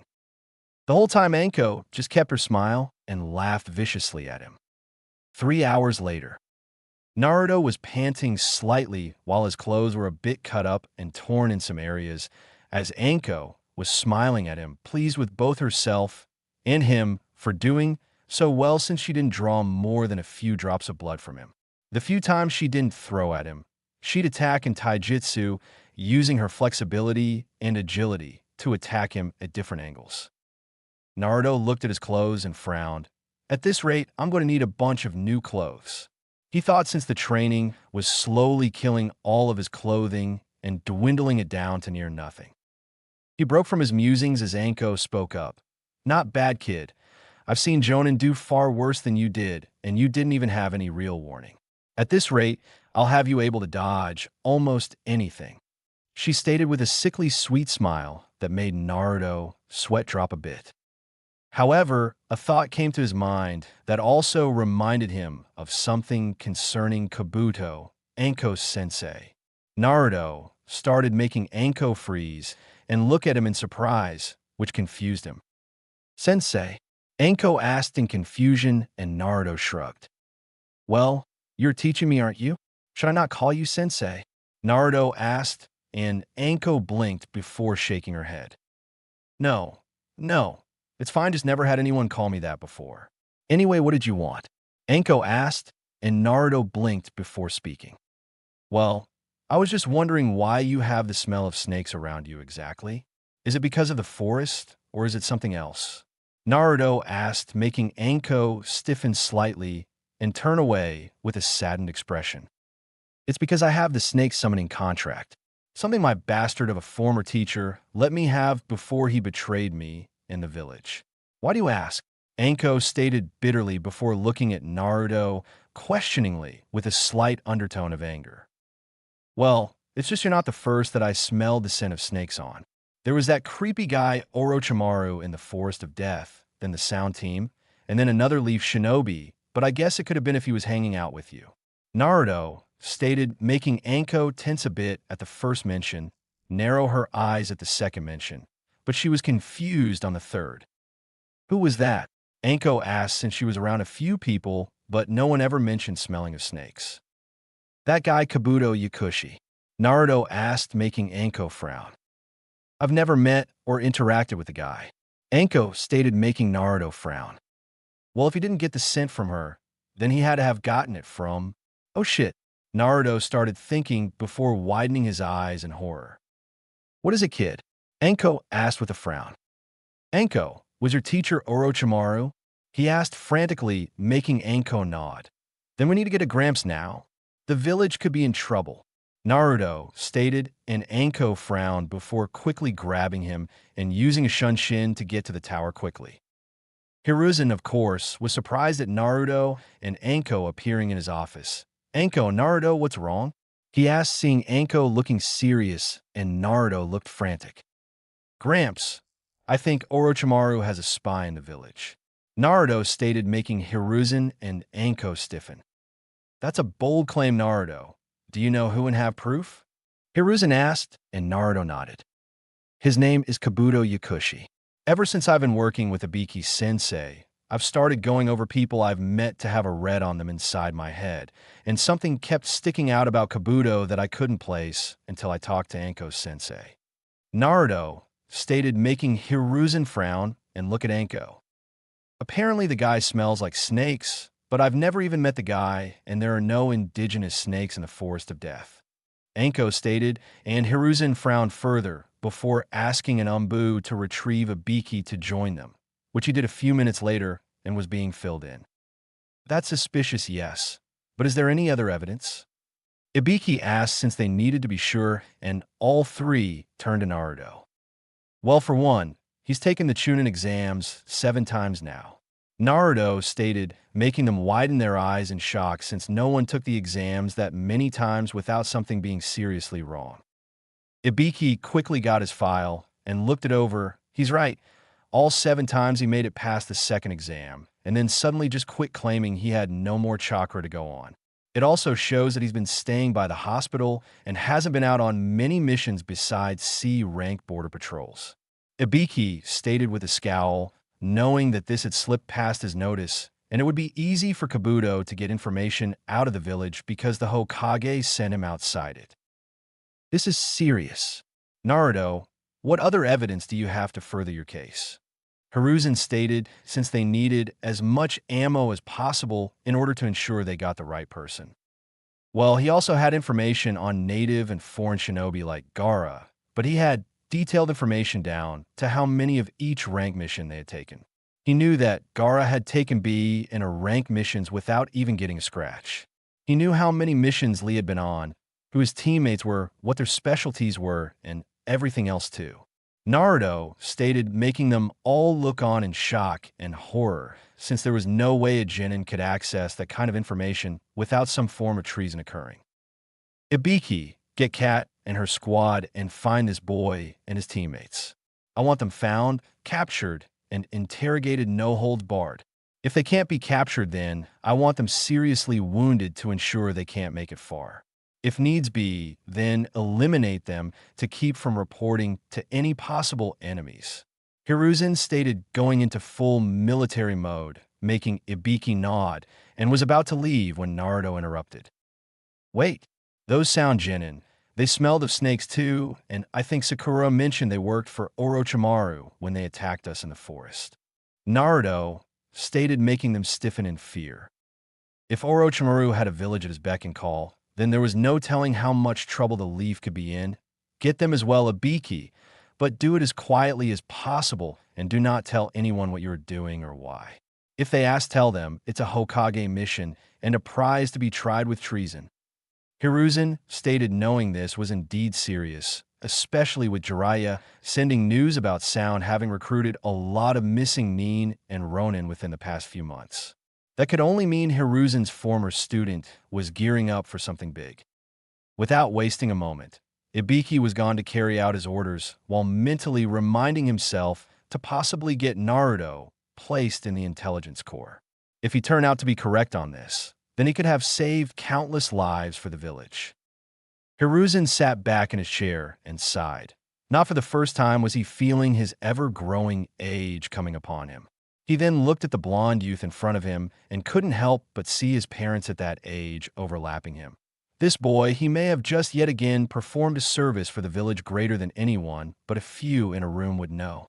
If he keeps this up, he may just take this hat from me himself.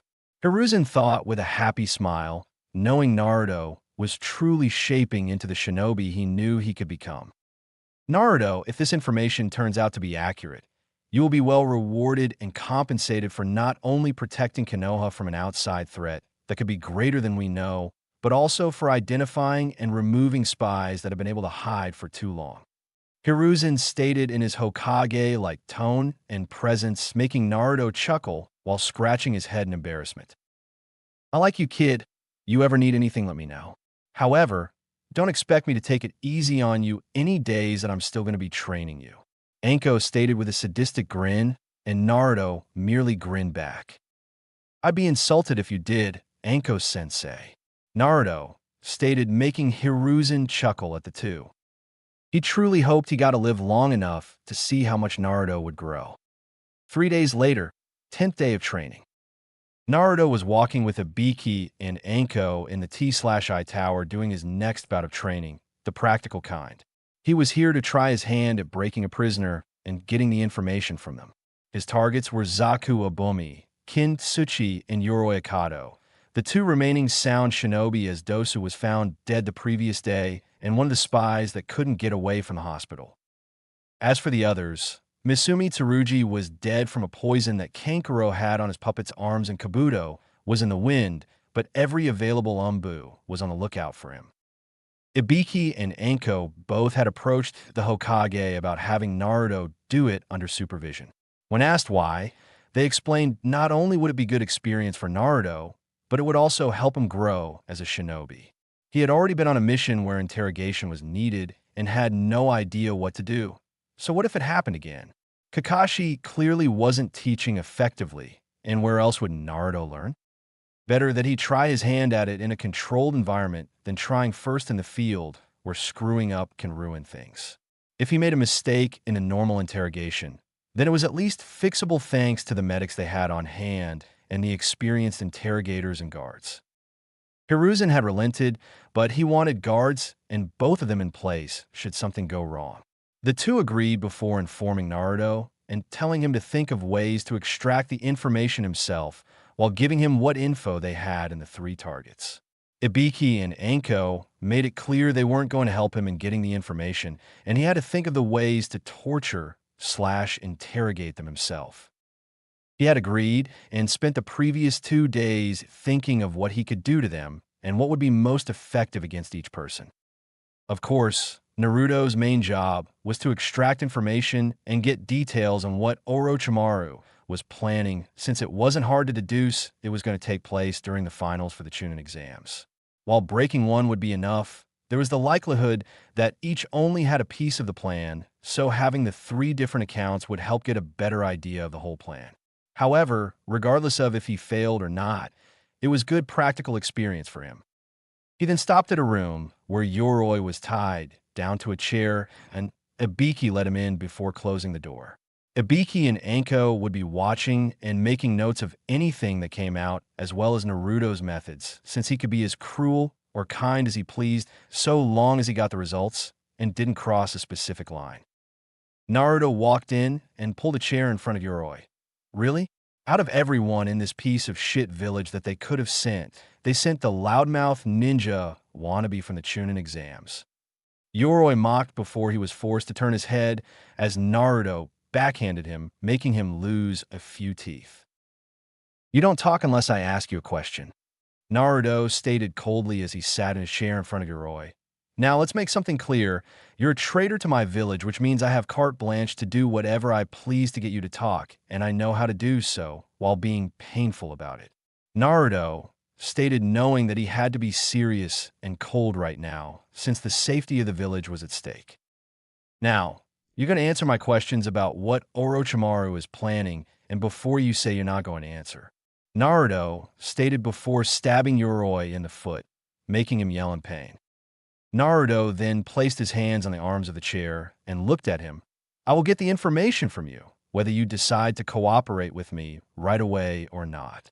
Naruto stated before Yoroi started chuckling before laughing as he grabbed Naruto's wrists with his hands. "Let's see how talkative you are when you don't have any chakra," Yoroi stated with a dark grin, knowing he'd try to pull away and thus help Yoroi get free of the chair. His plan was trashed, however, when Naruto started laughing. You think I'm worried about you stealing my chakra? You're mistaken.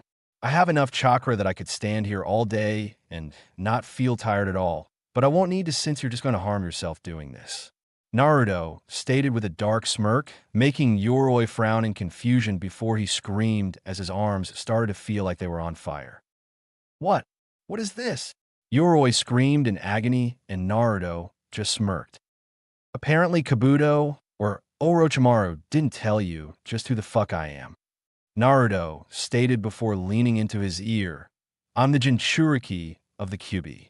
Naruto stated, making him stiffen and widen his eyes in horror. My seal slowly puts Kyuubi's chakra into my own to be absorbed and changed into my own, but it takes time to do that, and your body isn't accustomed to a Biju's chakra.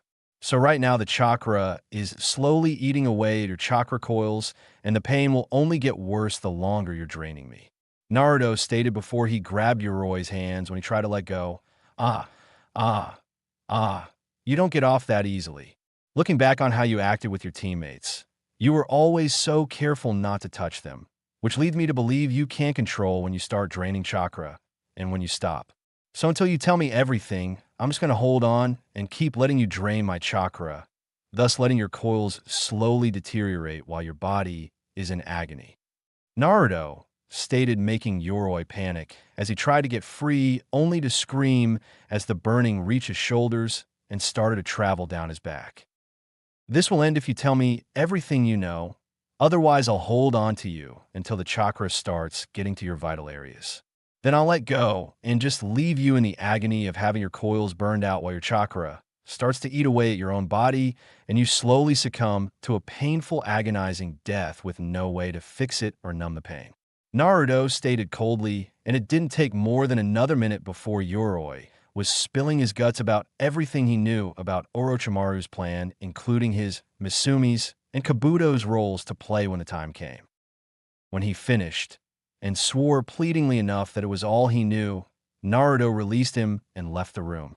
However, no sooner did he close the door did he rush to the nearest trash can and empty his stomach. It felt wrong and somewhat sickening to do that and mean it. But Naruto knew he had to, since part of his career choice was interrogation, assassination, torture, resisting torture, and other dark aspects that civilians were better off not knowing about.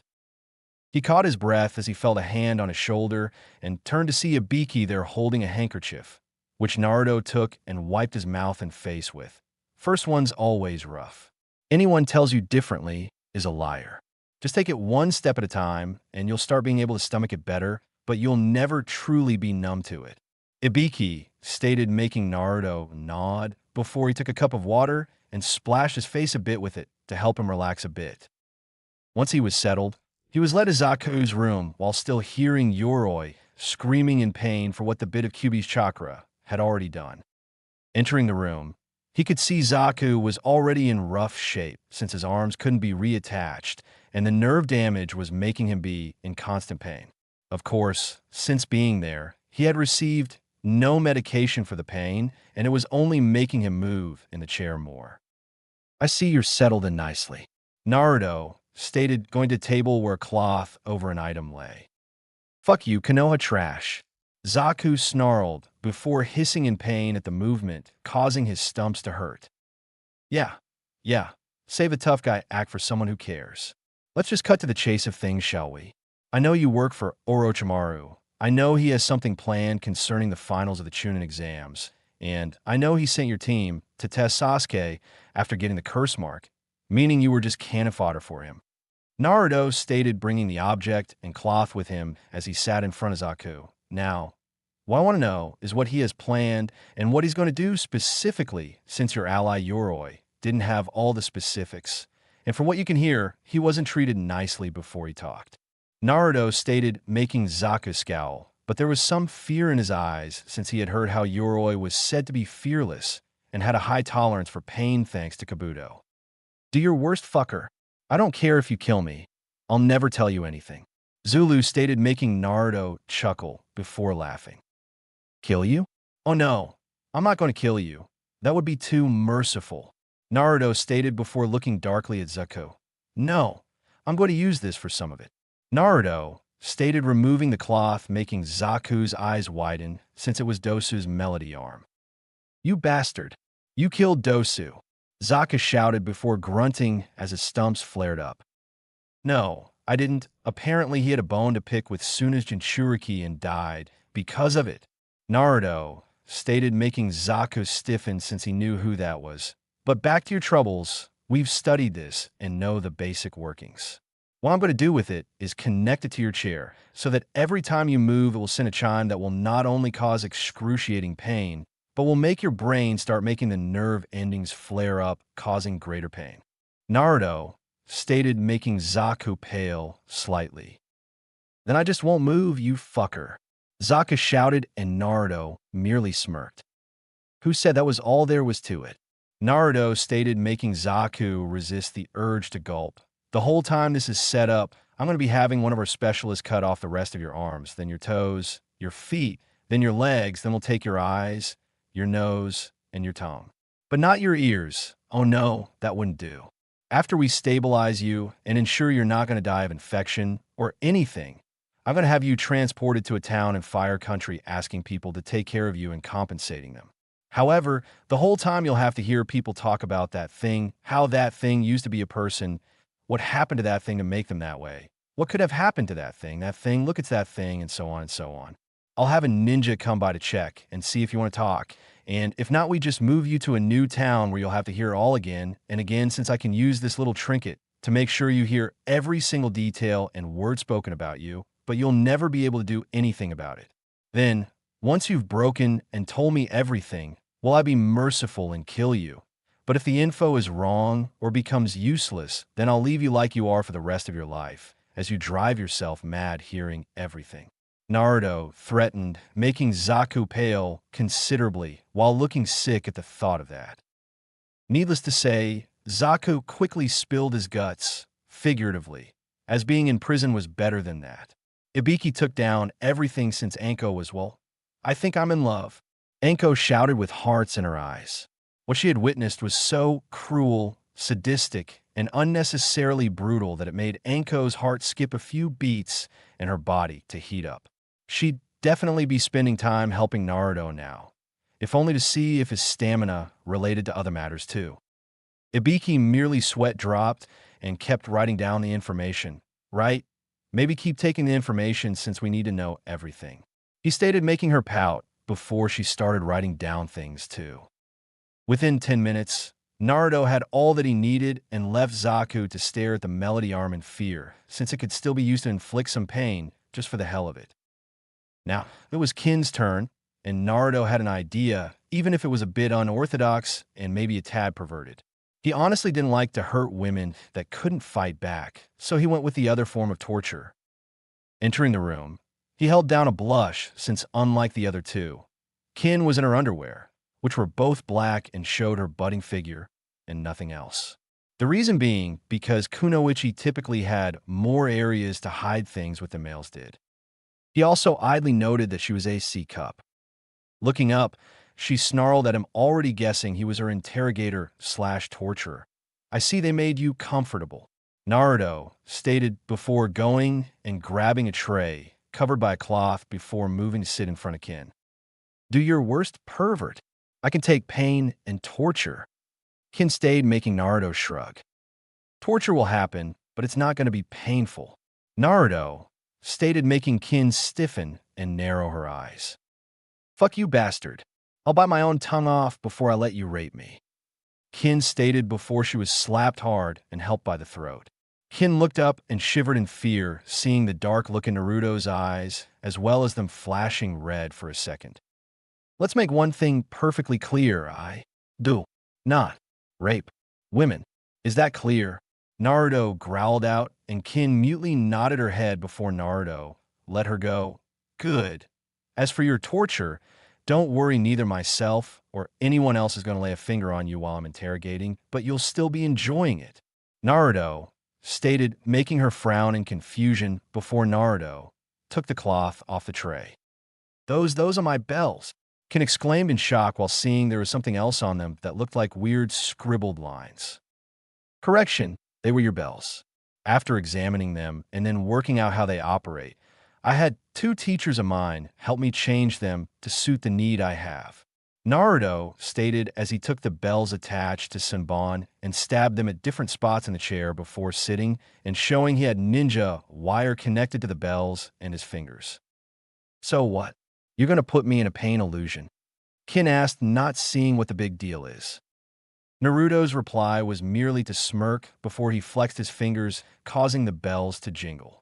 Immediately, Kin jolted in the chair with a squeal as her panties got wet and her nipples hardened. Anko and Ibiki were both surprised at the reaction since they didn't know what Naruto had planned, just that he did in fact have a plan. What was that? Kin panted as her whole body was hit with a wave of pleasure the moment she heard the bells ring. Oh, with the help of my teachers, I reversed the effects of your bells. Instead of pain, they give pleasure by taking some of my chakra and sending it to your brain via sound waves. It's only hitting you even harder since it turns out my chakra is actually a body stimulant close to that of an aphrodisiac, so it has even greater effects on women. Naruto stated as he jingled them again, making Kin release a long moan. And depending how hard I make them jingle and the order, then the various levels of pleasure you receive. Naruto stated as he jingled them again. And how is this torture? Kin asked, panting with a blush on her face. Simple. The bells are also wired so that no matter how much pleasure they give, you'll never be allowed release. Naruto stated, smiling as Kin looked at him in horror. Yup, I can give you as much pleasure as possible, but that knot and itch you feel will never go away. Stuck in a perpetual aroused state with no hope of achieving orgasm. Naruto stated, making Kin pale considerably. You fucking bastard. She started before moaning again as Naruto moved the bells. Also, before you go thinking that I'll be affected, the bells have a range limiter applied to them. Nothing outside of a foot radius is affected by them, meaning I can sit here all day relaxing as the bells ring and you get pushed to the edge of orgasm, but never able to achieve it. Naruto stated as he jingled the bells another 3 times. On the outside, both Ibiki and Anko were shocked at the plan Naruto had created since both male and female prisoners could be affected by that trick. Kid's going to make our jobs easier than before. Can't wait to see what he cooks up later. Ibiki stated, making Anko nod. Said woman was also in a daze, thinking of the other uses for those bells, specifically the bedroom uses. Whether on the receiving end or not, those bells could be a lot of fun. She also made a note to ask where he got the idea from. After about 5 minutes, Kim was a panting mess. Her panties were completely soaked, and her nipples felt like they'd tear through her bra at any second. It didn't help that, whether it was intentional or not, the bells were making her mind picture Naruto actually touching her and making her feel the pleasure. What she didn't know was that the bells weren't doing that at all. It was her own mind doing that, both because she wouldn't mind and because it was trying to justify the pleasure it was receiving. Naruto then stood and walked over to a few water bottles and brought one over. After opening it and taking a drink, he then offered it to Kin, who gladly took several drinks. She knew at the rate her nether regions were going that she was going to be dehydrated soon. Naruto then removed the bottle and capped it, letting Kin take some breaths. Are you ready to talk? Because I can keep doing this for hours. Naruto stated, getting Kin to whimper.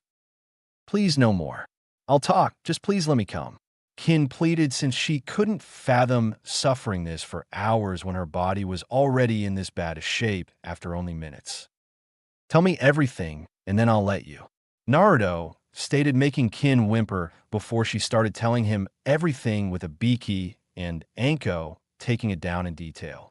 Once she was done, Naruto nodded and then jingled the bells differently than he had before. The effect was instant, as Kin threw her head back and squealed loudly as she came harder than she ever had before in her life, causing her to soak her seat and her underwear. Kin hunched over, gasping and panting from the experience. She almost felt like she was floating during the experience, as it was that pleasurable and satisfying. Well then, besides someone coming in to re-verify the information you gave us, we're done here. Naruto stated as he stood to leave. Wait, Kin asked, breathlessly, making Naruto pause. Please, take me as your slave. She asked, making Naruto stiffen and the two senior interrogators to raise their eyebrows in surprise. I know what awaits me, death or imprisonment in an unimaginable hell. I don't want that. The pleasure the bells gave me, my mind saw it as it all coming from you and made up various scenarios for it. Please, I'd rather have the pleasure than the pain, and I've already betrayed my village entirely. Kin stated in a desperate tone as her body wanted a full sexual release instead of just a sensational one. Naruto was silent a long moment before he answered. I can't promise anything.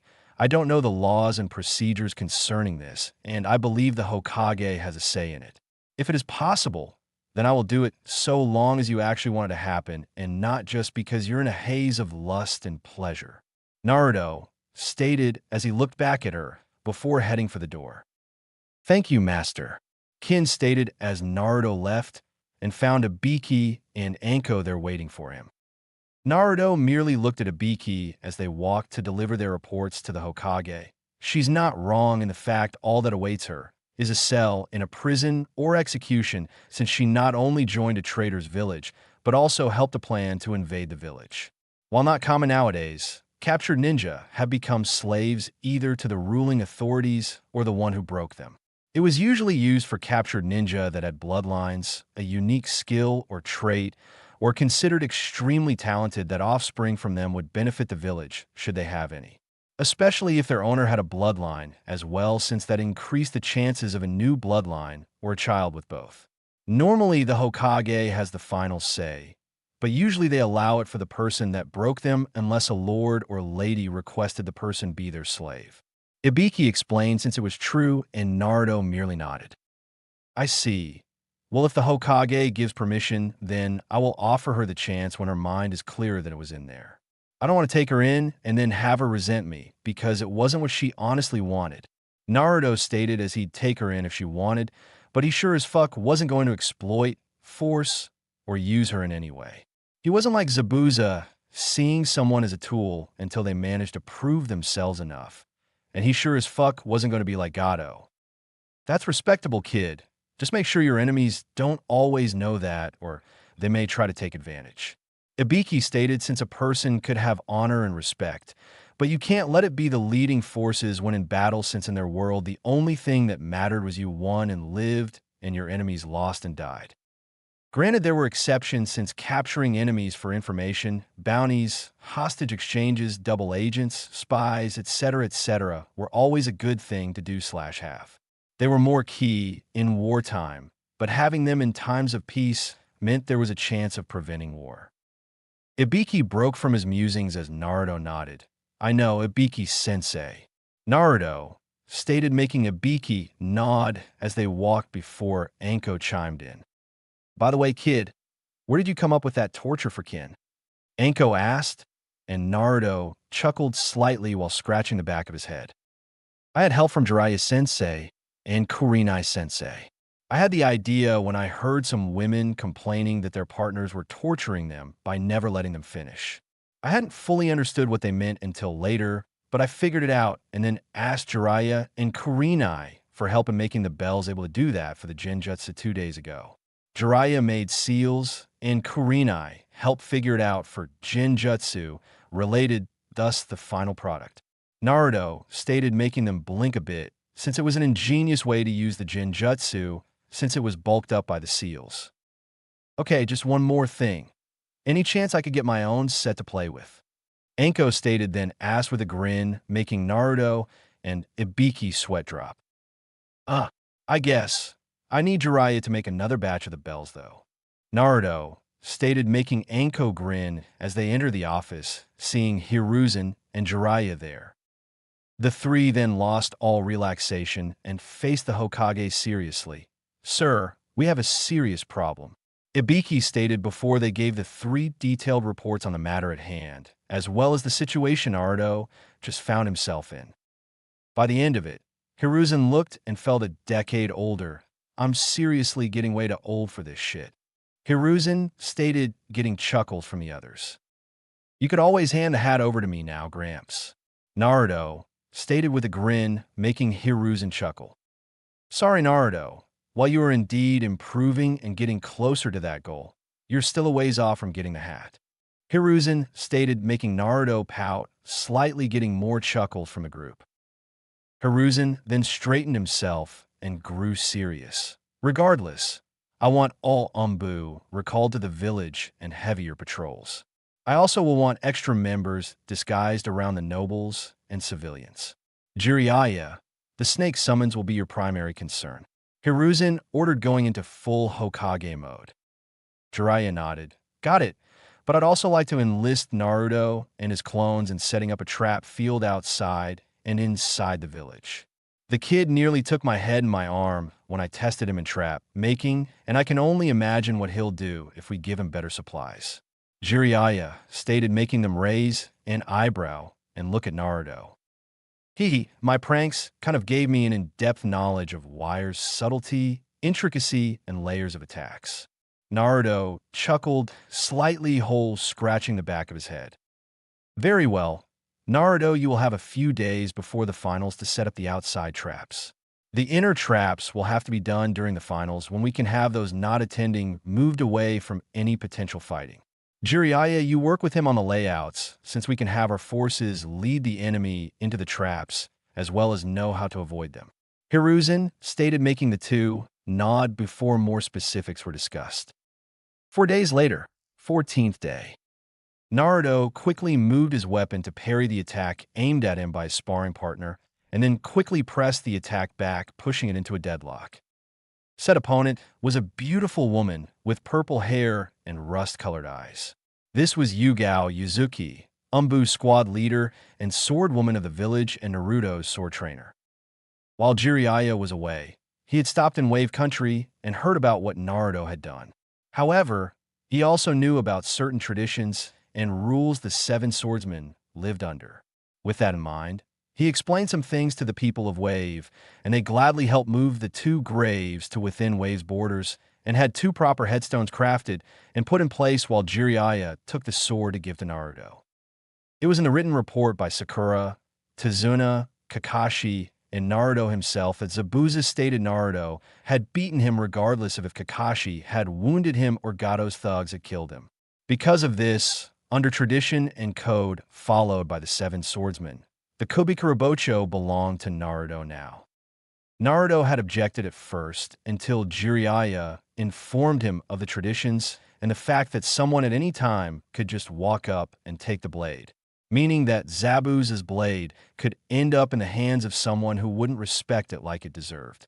Naruto had relented at that and began practicing with it, while Jiraiya worked on something to help, giving him more options in a fight, which partly led to the current situation, as Jiraiya has placed had a seal engraved into the blade to allow it to shift in size. It could be its large and intimidating Zanbato appearance, or it could shift down to the length of a katana, or even further to that of knife. This was for practicality as well as usage, since if Naruto was in a tight corridor or in close proximity to allies, then the sword would be near useless. But if it could change size, then he could use it regardless of the setting or situation. The one thing Naruto had requested with the seal was that the weight of it wouldn't change unless he put some chakra into it. He didn't want to risk losing it while in the short version to an enemy. But if the shortened blade still weighed the same, then it would be hard for an enemy to steal it. Plus the added bonus of swinging it while light, then increasing the weight upon contact, will be hard to match and fight off. Which now leads us to here and now, with Naruto training / sparring against Yugao when she wasn't on duty. Yugao had been happy to train Naruto since few ninja had a weapon of their own, let alone took up the sword. She also hadn't had an apprentice before, and from the reports the Hokage was getting, she wasn't sure if there was someone better than Naruto to have as an apprentice. The first day, she had him perform stances and basic swings before having him do them over and over again till he could do them on near reflex, which wasn't hard because of the shadow clones. After that, she started helping him with more advanced attacks and forms leading up to now, with them clashing blades on near equal ground. It was nearly equal since Naruto had the strength and speed, but Yugao had the experience, finesse, and mastery of the weapon on her side. As usual, though, The battle was proving to be too close for either to get a significant advantage over the other. Yugao could handle his attacks better, but Naruto could power through hers, making them nearly evenly matched since Naruto still had stamina to spare while Yugao would get winded soon. The two finally called it a draw and sat down taking a breather. You've improved a lot, Naruto. To think less than a week ago, you could barely handle the sword, and now you're fighting me to near equal ground. Yugao stated, though there was more pride than jealousy since Naruto was essentially putting years of hard work into his training through the shadow clones. He just happened to get the payoff faster than people normally did. Thanks, Yugao-sensei. That means a lot, but I couldn't have done it without you. Naruto stated, knowing that it could sting someone's pride a bit to see someone younger rising to their level quickly, but the fact that said person was their student helped ease the blow. How goes your other training? With the event coming up, I haven't had as much time to hear about it. Yugao asked, knowing they weren't supposed to mention the invasion and only call it the event, knowing people would think it was the Chūnin exam finals. It's going good. I'm working on cutting water with my wind now under Asuma-sensei's teachings, while he also has had me start working on making a cutting edge over weapons. He's also been helping me with strategy and planning by having me play against Shikamaru more. Guy-sensei says I'm progressing well with the Ekani fighting style and should be able to start the basics of Wing Chun soon. Kurenai-sensei has helped me get my chakra under much better control, while also helping me with breaking from Genjutsu, and we're trying to find a Genjutsu that could fit me better since the basic illusions are still being overloaded when I try them. Ibiki-sensei has been helping me grow my knowledge base while also teaching me how to get information both directly and subtly. Anko-sensei has been helping me improve my agility, aim, and knowledge of points to hit for pain, death, or incapacitation, as well as escaping traps.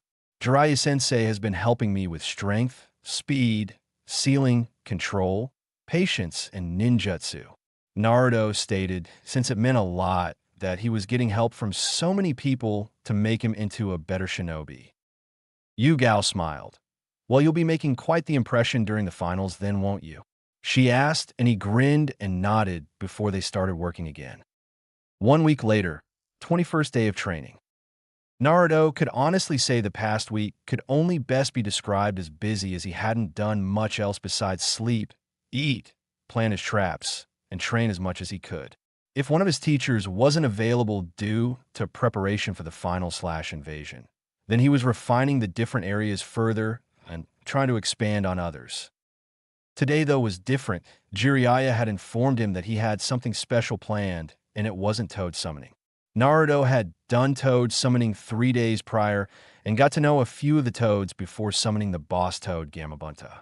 It took some talking, but Naruto convinced the boss to let him summon the clan on the condition that if he made Chūnin, then he had to share a drink with Gamabunta. Since then, Naruto had been summoning the various toads, but he had summoned Gamakichi and Gamatatsu, the sons of Gamabunta, the most since they were actually around his age, and was bonding and working with them the most. Now, though he was standing before Jiraiya, who had 3 bags next to him filled with different balls, while a bunch of Naruto's clones were working on sealing arts. All right, now that your control is better and you have some jutsu, I think it's time you learned a technique that my best student created, the Rasengan. Jiraiya stated before forming said ball of energy in his hand, making Naruto look at it analytically. If he had been shown that move before Ibiki began helping him, then Naruto probably would have gone starry-eyed before jumping around, asking to learn it. Now, though, he was studying it and seeing what he could, which at the moment was chakra, swirling and battling itself while contained in the ball shape. Jiraiya smiled, seeing Naruto taking the time to analyze the jutsu when shown to see if there were any secrets to be gained from it.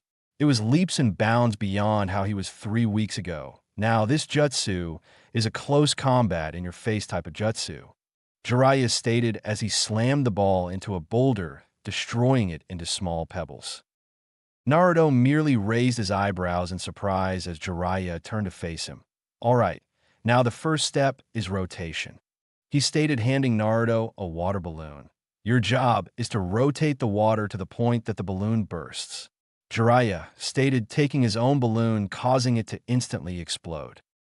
Naruto frowned before he held his balloon and focused, causing the balloon to shake and bubble slightly before a couple minutes later the balloon burst.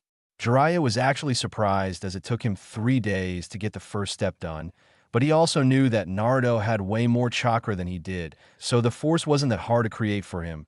Good job, you're doing it much faster than I or my previous student did.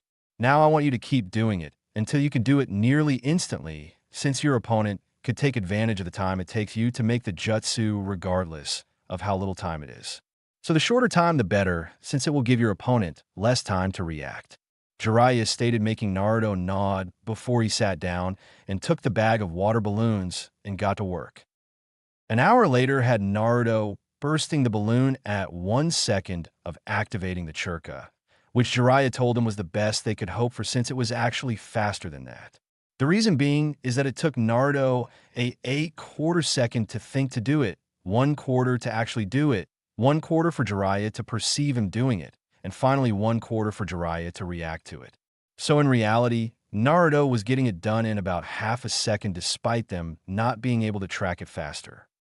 Good job, Naruto. Now the next step is power. Jiraiya stated as he took a rubber ball and caused it to burst loudly. This rubber is stronger than the balloons, and there's no water to churn and help burst it. Jiraiya stated, handing one to Naruto, who quickly made it pop on one side. I figured this would be a bit easier for you than it was for me, but that's only because you have so much chakra and you're getting the control over it. However, you still have to keep working on it till the whole ball bursts, not just gains a hole. Jiraiya stated, making Naruto nod before he took another and started again. This time he took longer, letting the churka build up before releasing the control, making the ball burst into pieces. Better, but you can't take the time to build up the power, so keep going. Jiraiya stated as he went to check on the clone's work. Naruto could have used his clones to do this much faster, but when it came to jutsu, he wanted to be able to perform it first before using clones to refine it better. While it may seem naive or silly, Naruto wanted to get control of the jutsu himself rather than let the clones do it. He enjoyed learning and mastering the intricacies of jutsu and using them, and the clones would shorten that. Thus, it took another 4 hours to finally get the ball to explode quickly, and Jiraiya gave Naruto the third step. One of the balloons from step 1, but this time full of air. Step 1 was rotation, step 2 was power, and now step 3 is control. You'll be creating the spiraling and power in the balloon, but you must do it without the balloon bursting, since it means you'll have the sphere going and contained in your hand. This was the hardest step for both me and my student. The way you're progressing should indicate that you'll have it at least close to ready by the end of the day. You'll know you've succeeded when the balloon is shredded while the ball of chakra is still in your hand. Jiraiya stated confidently, making Naruto smile, since he enjoyed having a teacher that was confident in his skills and immediately got to work. Just a bit of warning, if the balloon pops, the chakra contained within will be freed and cause a bit of a violent reaction. Jiraiya stated, making Naruto nod as he decided to take it slow. He did it with the others and got the basic concept down before working on decreasing the time it took him to do it. This proved to be the correct course of action, as is 3 hours, and one exploding balloon later had Naruto holding the ball of energy with the balloon shredding off of it. Well, that's step 3. Now, I just had to do it faster. Naruto mumbled to himself as he took another balloon and began the process again, intent to have the jutsu mastered before the day was done. 10 days later, final day of training before the finals. Naruto sat in a small courtyard meditating in perfect stillness as 2 of the toads and Jiraiya had instructed. Said 2 toads were Shima and Fukasaku, and they wanted him to learn this as it would help with training he would undergo later on when he was stronger. At the time, he was slightly annoyed since his Uzumaki instincts despised sitting still for too long, but he was able to slowly get the time built up to where he could go hours without even twitching a muscle, which had the added bonus of building his patience. The side benefit was also the fact that Jiraiya informed him that meditation could help replace sleep, as the mind could relax along with the body, but your awareness remained, letting you be able to react quickly while feeling rested. At the moment, he had a small army of clones outside the village, setting up all of his traps while each of his teachers was with a regiment of clones making refinements, corrections, or adding something new to help with his training for the future. Jiraiya had put him through the ringer the past month, helping his taijutsu, sealing control, physical training, jutsu, summoning, patience, meditation, speed, agility, and other areas pushing him further and further. The Rasengan was by far the best jutsu, in Naruto's opinion, and he had mastered it within a day before he started having his clones working on making it with both hands at the same time, since if he missed with one, then he could hit with the other. Jiraiya had also helped him begin working on his other affinities, and Naruto surprised him by making a jutsu for his lightning affinity. The other surprise came in his seals. Not only was he wearing over 500 pounds on each limb and his waist, but he also had the gravity set to 10 times normal. Even with that, he could still move at high Chūnin speed when relaxed, and boost speed when he actually put effort into moving as fast as he could. The Toads had helped with control, water release, patience, swordsmanship, staff combat, collaboration jutsu, and taijutsu in the form of the frog kata. However, the latter, he was informed, couldn't be used to its fullest until later on when he had the training that would be used with meditation and the control he needed. Regardless, even without the training, the frog kata was still dangerous to be hit with, especially when Naruto worked it into his current styles of combat, making him much more lethal in hand-to-hand combat. Kurenai had helped him with control, some mid to high-level jinjutsu that he could fully control, noticing signs of seduction, and even making a jinjutsu, though he had yet to show her the finished product. He had in turn helped her improve her taijutsu, both to help her and as thanks for everything she had done.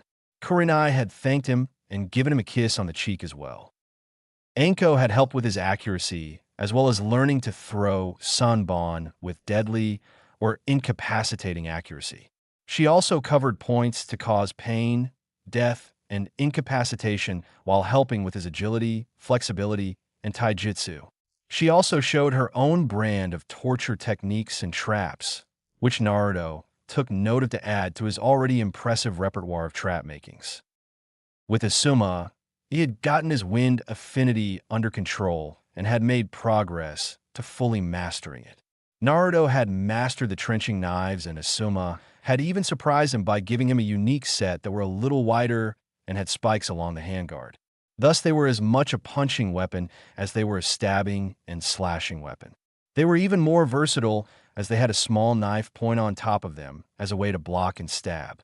Naruto and Shikamaru also benefited from playing each other as they both grew as strategists, as well as planning and adapting. Ibiki had made him into an excellent psychoanalyst, as well as interrogator that was second only to Ibiki in the ways of torturing the prisoner without physical contact. Ibiki had helped him block out annoyances, taunts, emotions, and anything else that could get in the way during battle, and how to deal with the aftermath once it was done.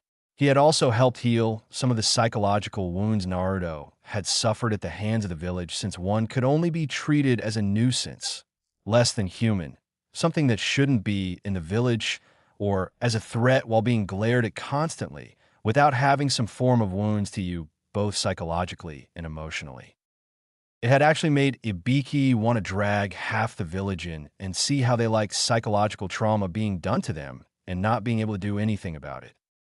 Anyway, Ibiki had also helped him with his method of taking pain and blocking it out, which was actually helping him with some of his taijutsu training, since Guy found another taijutsu that would fit him. Speaking of which, Guy had been happy and excited to train Naruto so extensively since outside of Lee. He hadn't really trained anyone in taijutsu. Naruto had mastered the Ekani style and had gained the experience to use it through his clones fighting him, more clones, and Guy. Another style that Guy had stated he'd help Naruto with in addition to the strong fist was the iron body style, which was designed for taking hits and lasting through them regardless of how damaging they'd be on others or even resisting damage altogether. It also focused on powerful strikes that could drop an opponent with one hit. In addition to that, through the Ekani style, he had learned parts of the Wing Chun and had used scrolls provided by Guy to fill in the gaps, and was even learning weapons for the two styles. His Ekani training came with staff combat, which helped him with the toads since he learned to use a Susumida's staff from them. He preferred the small pitchfork/trident head than the hammerhead or the wide fork style that was used for pinning/pushing. It also had the benefit of being made from a kanabo, so even if he couldn't hit with the head, the shaft would hurt like hell, if not kill. It even had a holder ring at the end to allow for increased range and swinging power. Wing Chun also had bow staff combat, but the harder weapon were the butterfly swords. The swords weren't much bigger than the trenching knives, but the thing about them was they could be sheathed together, making it look like one knife/blade. The problem with butterfly swords was that they required complete awareness of your body and the blades at all times, and then incredible speed to move and attack, while still using the Wing Chun principles with the blades. He had begun to get speed with them, but they weren't comfortable. Jiraiya had helped solve that problem by visiting a local weapon craftsman and making a pair, but instead of the normal large-bladed heads, they were a sleeker recurve version for better speed and control.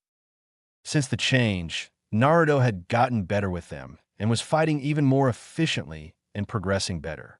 Even Jiraiya and Guy were impressed by what Naruto could do with the blades as he and his clones sparred to get a better handle on them. Even with the weights and gravity, Naruto could still move faster than a few could track with those blades. Speaking of blades, Yugao had turned Naruto into a truly accomplished swordsman to the point that Yugao was trying her hardest to keep up and at least match him. He had learned different moves for Yugao's style of sword fighting and was quickly getting the hang of the Kubikurabocho in its large form and its knife form. Naruto could also swing at the same speed regardless of the weight the blade had from the seal. This in turn made him dangerous and deadly regardless of the size and weight of the blade. Naruto broke from his reviewing as a voice reached him. "Naruto-sama, it's time for you to come home, as you requested," Kin stated, standing in a modest maid outfit that showed off her figure and midriff, yet not so much that she looked like a slut. She only wore it in private settings, such as in their home or the walled-off yard around said home. Which was another thing. Naruto had gone to Kin 5 days after her interrogation, and she still wanted to serve him over the alternative. So after filling out paperwork, Naruto had let Kin choose the methods to show how she would be shown as his slave/servant. Apparently, she not only had to have a seal upon her to ensure she never betrayed Naruto or Konoha, but she also had to have a physical marking to show that she belonged to Naruto. The choices were a collar/choker, a seal/tattoo visible, piercings with tags, or any combination of them. Kin chose a choker and belly button piercing, though Anko had talked her into piercings for her breasts as well. Since then, he and Kin has been living in their new accommodations. Said accommodations were the old apartments Naruto lived in, but Hiruzen had bought the place, renovated it, and turned the entire top floor into a penthouse before giving the deed to Naruto under the direction of payment for 3S rank missions integral to village security and safety. Even put the Hokage seal on the paperwork to make it official and unbreakable. Meaning anyone with a problem with his ownership and living arrangements could take their problem and shove it up their asses since no one would listen. Kin had also helped him with training, as she had told him about the different sound-based jutsu and attacks her village had. It had given him some ideas and had a series of clones begin experimenting on it with a few promising results. He'd still need to experiment a bit, but if the early showings were this promising and then he'd have some attacks that were unique to him and him alone. Shaking those thoughts away, Naruto stood and smiled at his roommate/servant since Kin refused not to stay in the penthouse with him. "Thank you, Kin. Let's head home. We got a big day tomorrow," Naruto stated, making her smile and nod as the two walked back to the complex. Tomorrow, Naruto had a tournament and a war to win, and he'd ensure all of his opponents knew his wrath. Deep within Naruto, a certain fox watched with interest. Chapter 2, Experience. Konoha, Chūnin Exam Stadium, day of the finals. To say that Konoha was bustling with activity would be an understatement. Shops were open early, having extra workers doing advertisements, showing off their different wares and trying their best to get the wealthy visitors to stop in and purchase their wares at reasonable prices. Of course, as soon as the final started, all those merchants and shopkeepers would be rounded up and taken to various shelters for the coming invasion. While the more knowledgeable highly doubted there would be many getting inside the walls after seeing the layout for Naruto's proverbial and literal minefield of traps, they still needed to be more safe than sorry. Said Blonde had been careful to give the full layout of his traps, and ensuring that dodging one meant you'd potentially set off 3 others if you didn't know where to move. Within the village itself, he ensured the traps were designed to inflict death and pain while not damaging the building themselves, though he did have a couple set up for capturing enemies since he knew information was vital. Outside was primarily the killing field, since with such large groups coming, it would be ideal for area of effect traps. While there would be some capture/incapacitation traps, the majority were killing traps. He was, however, very annoyed at various Konoha shinobi trying to mock him when he was detailing the different traps. Ibiki, Uruzan, and Jiraiya had shut them up real quick with Kurenai, Anko, Asuma, Yugao, Guy, and even the Ino Shikicho trio backing them up. Inoichi had been at his wit's end with Ino, always complaining that training was too tiring and eating was going to ruin her figure to impress Sasuke. She was his princess and all, but she needed to take her status as heiress seriously, or he'd have to consider possibly naming someone else as the next clan head. Then a little over 3 weeks ago, she had talked to her mother about how to balance any food she ate with training and had then begun to eat better and train more. She was even asking him for more training and etiquette for being clan head. When he asked what brought the change on, she had gained a small blush to her face, making him think Sasuke had done something to motivate her. Imagine his surprise when she told him it had actually been Naruto to motivate her to train and eat better when he had pointed out health risks, and that no Kunoichi was fat and had bodies that she had wanted to have. It made Inoichi happy that his blossoming little girl was taking this more seriously and was apparently shifting her attention to a better future boyfriend. Inoichi had nothing against the kid, quite the opposite. Sure, the pranks had both amused and annoyed him, but after talking with the boy, at Ibiki, Jiraiya, and the Hokage's request, he had seen what a kind-hearted and caring young man he was and had helped him with the trauma the village had caused, intentional or not. He hadn't liked Sasuke because not only was the boy arrogant and rude most of the time, though it had lessened recently, but Inoichi was still not sure he should be a shinobi given the fact Sasuke never had therapy following the attack by Itachi. From what he heard, not only had the boy found the dead bodies, but Itachi had also put him in a genjutsu that forced him to witness the killings firsthand. If that wasn't a sign for needed psychiatric counseling, then Inoichi wasn't sure what was. Still, Ino had been progressing well and wasn't as big a fangirl as she was before. He and his wife, Alia, really needed to find a way to thank Naruto for helping Ino out of being a fangirl and begin being a serious kunoichi. For Shikaku, he was usually only half listening at meetings, but when the words Orochimaru and invasion came up, he became wide awake and paying full attention. Upon seeing Naruto giving the detailed explanation and report concerning the traps, Shikaku had analyzed him too, since he had seen a change in Shikamaru, becoming more and more clear as the days went by. Not only were his strategy skills improving, but he was also starting to play shogi in an unpredictable manner, making Shikaka struggle a bit to beat his son when they played.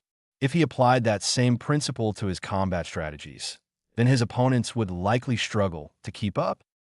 He'd also seen a fire in his son when it came to training that was rare for one of their clan members. When asked what caused it, Shikamaru had stated that Naruto had mentioned something during one of their games. Said something was that if Shikamaru ended up fighting someone who knew how to fight Nara clan members, then what did that leave Shikamaru? The answer, nothing but his wits and intelligence, which could be overwhelmed by a more skilled or greater in number opponent. Thus, Naruto had pointed it out that not only could Shikamaru get himself killed, which was bad enough, but also get Ino, Choji, and Asuma killed.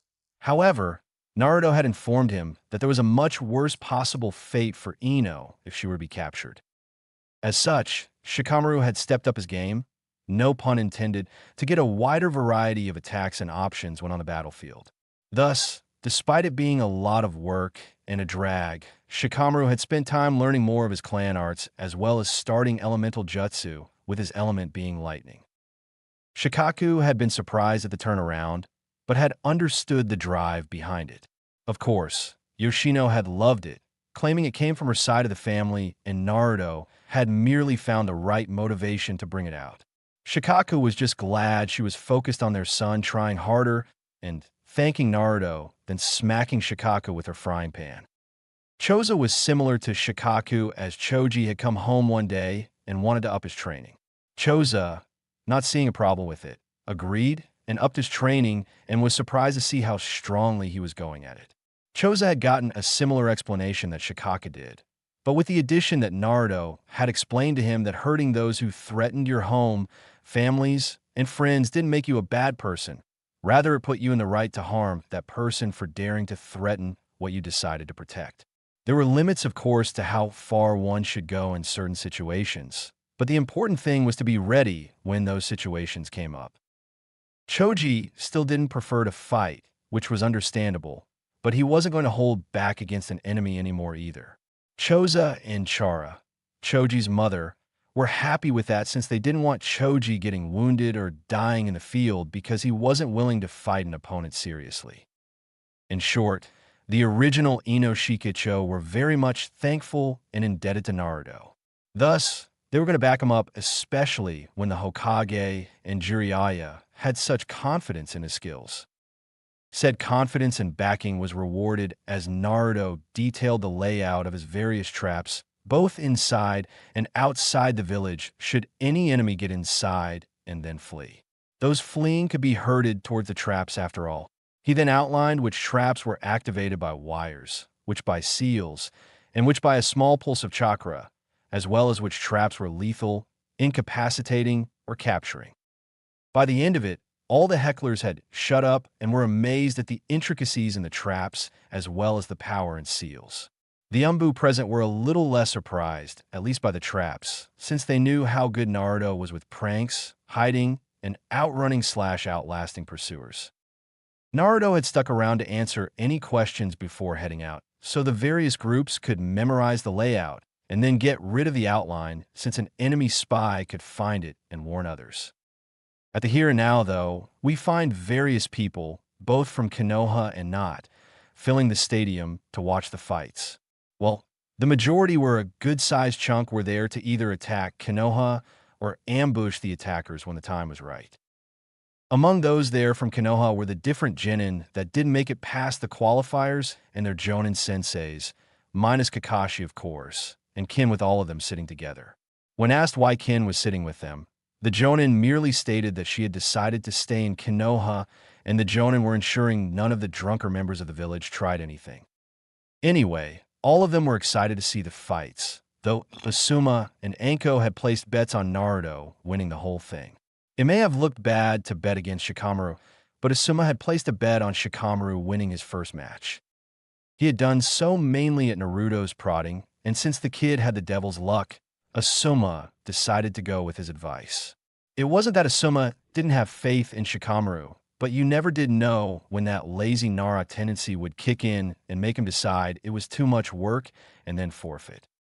Besides, both he and Shikamaru knew Shikamaru couldn't beat Naruto in a fight, especially when adding the fact Naruto could fight everyone competing and still have enough chakra and stamina to spare for a match against a Jonin or three. Kurenai, though, was focusing on Niji Hyuga and was looking forward to the pain Naruto would cause him for nearly killing Hinata. He had even technically done it more than once since the injury she sustained to her heart kept acting up afterwards, forcing her to remain in the hospital up until today. If it wasn't for the fact Hayashi and his wife insisted that a doctor be in the room at all times to monitor her, Hinata could have died before help arrived. Even now, one of the best medical ninja in the village was sitting just behind them in case Hinata had any more issues. Her saving grace was the fact the Hokage had assured Kurenai that his third student, Tsunade Senju, aka the greatest medical mind currently in the world, would be coming back to the village after the invasion. He would have sent for her earlier, but he didn't know if it could take a month or even longer, and with the threat of Orochimaru, he couldn't risk anyone capable of tracking and handling her being away. Kurenai had understood since she knew the village came before two genin, Hinata and Lee, regardless of the genin's status in the village. Guy was also anticipating the fight, both for his viewing and to show Lee what hard work counted for. He was lucky that the Hokage had given permission for Lee to be there, though he knew it was also due to Naruto requesting it as well. Like with Hinata, Naruto had wanted to show Lee what he was willing to do to anyone that dared to harm a comrade of his. Of course, Guy also had a bit of a grudge against Gaara, so he was looking forward to Naruto beating the boy, though he knew it wouldn't be as bad as Neji.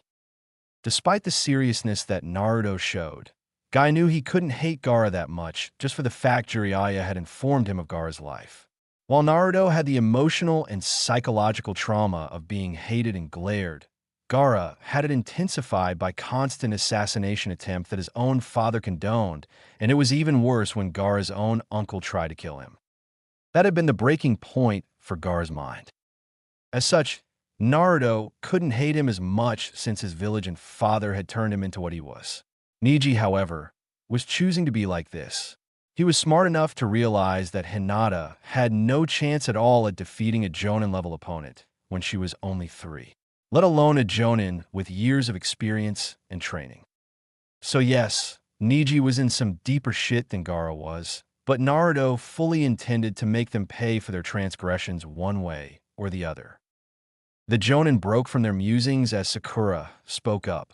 "Where are Naruto and Sasuke? If they don't get here soon, then they'll be cut from the finals." She stated, equally worried about her teammates. Asuma merely hummed while not having a cigarette today. "Sasuke, I don't know, but knowing Kakashi they'll be late and Sasuke will get disqualified," he stated, making Sakura slump her head before he smirked. "As for Naruto, don't worry. He'll show up. He's got a lot to show and prove, and he's not going to miss a chance to do it." Asuma stayed, making the other Jonin smirk. "You got that right. He's going to kick Neji's ass and any other opponent he faces." Anko stated with a grin, hoping to see the same brutal and cunning Naruto that had interrogated Zaku and planned out the traps. "Yes, I don't think Naruto will have that much trouble against the opponents down there. Even Shino won't be able to keep up, I'm afraid." Kurenai stated, knowing Shino's insects would get full before even a quarter of Naruto's chakra was consumed. "Yash, Naruto will show off his blazing flames of youth against all his opponents," Guy exclaimed, clearly excited.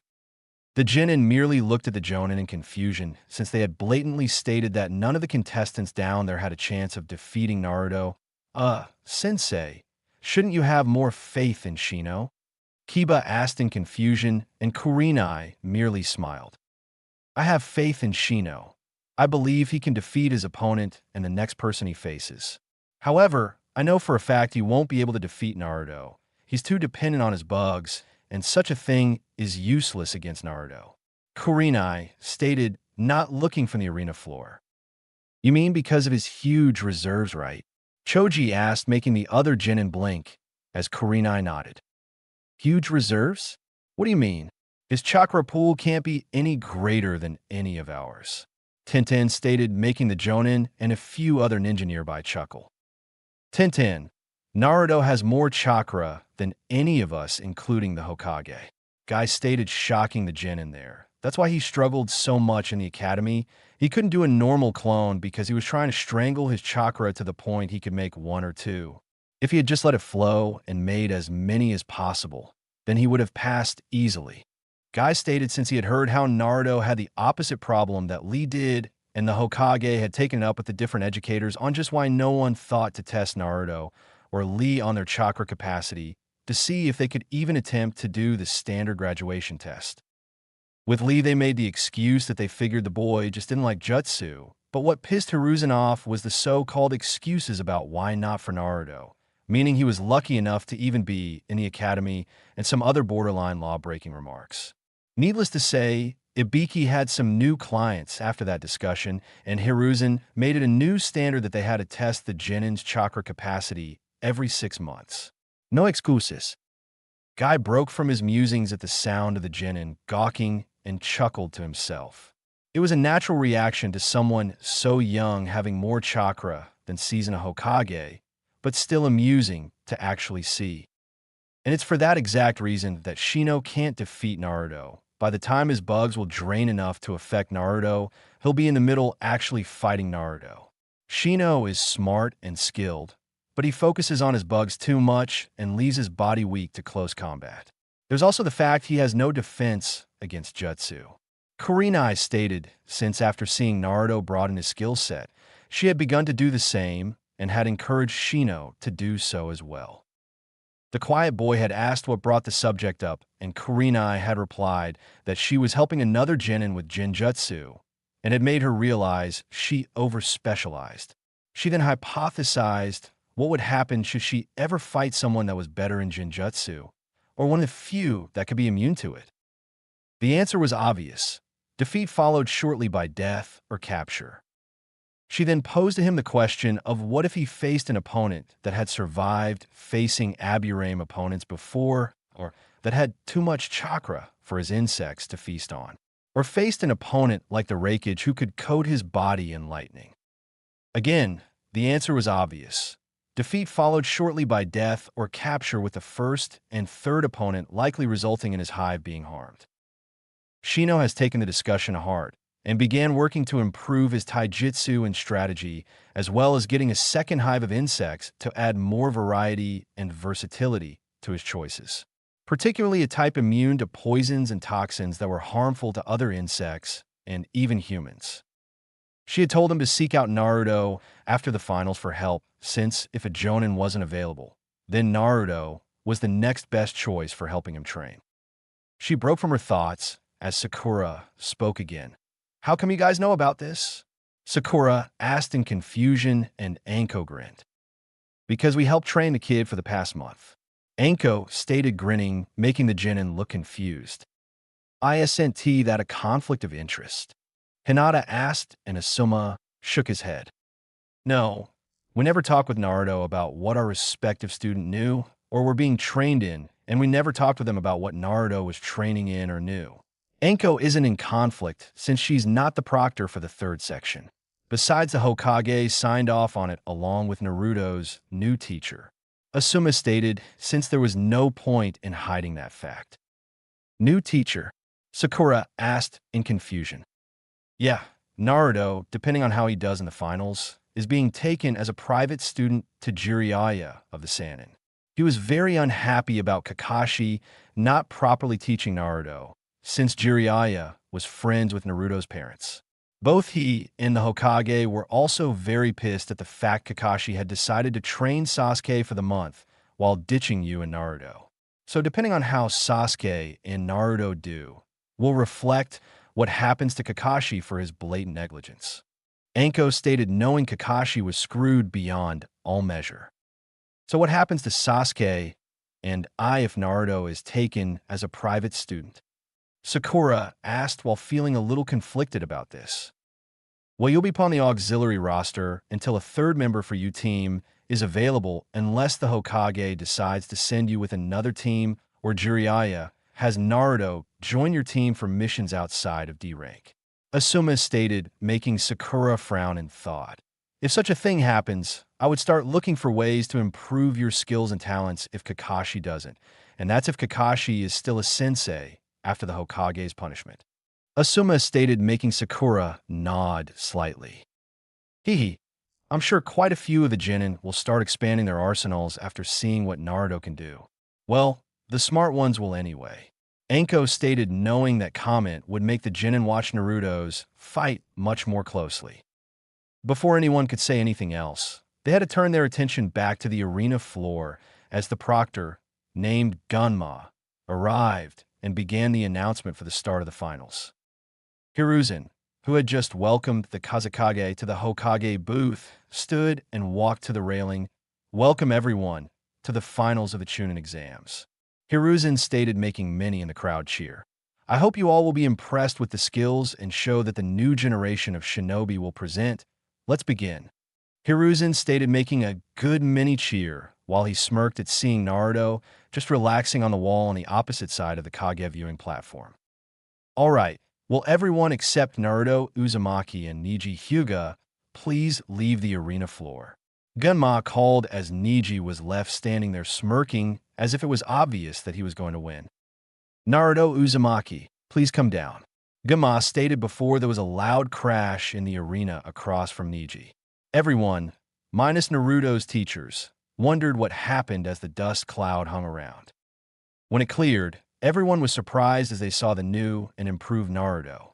Over the last month, the extra nutrition had helped fend off some of the stunted growth he had, putting him at about 5 feet 10 inches. He was 5 feet 7 inches, which is the average height for a 15-year-old male.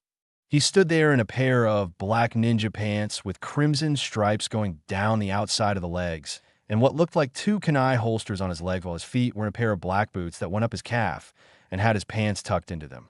Around his waist was a crimson belt with several different pouches with a fox skull belt buckle that had glowing crimson eyes. There were also tassels/streamers/flaps hanging either from the belt or his pants. The position of the belt made it hard to tell, with the 2 right over his legs having a ball bearing the size of a smoke bomb at the end of them. The curious thing was that the others all had small bells on the end of them, yet they made no noise even as the wind blew them around. His hands were in fingerless gloves with a metal plate on the back, while his forearms were in a set of metal bracers with the Uzumaki swirl engraved on them. His torso was in a tight-fitting black bodysuit similar to Guy and Lee's spandex. Only this was even more form-fitting and looked good, as it showed Naruto's refined muscles. Over that, he wore a crimson Jonin-style flak jacket, only it had even more pockets and padding than a normal one, and still over that he wore a black hooded duster coat that was blowing in the wind while the Uzumaki spiral was emblazoned on the back in crimson. If the hood was down, they'd see he also had his forehead protector on his, forehead. However, all that could be made out was his eyes shining within the hood and his mouth being expressionless.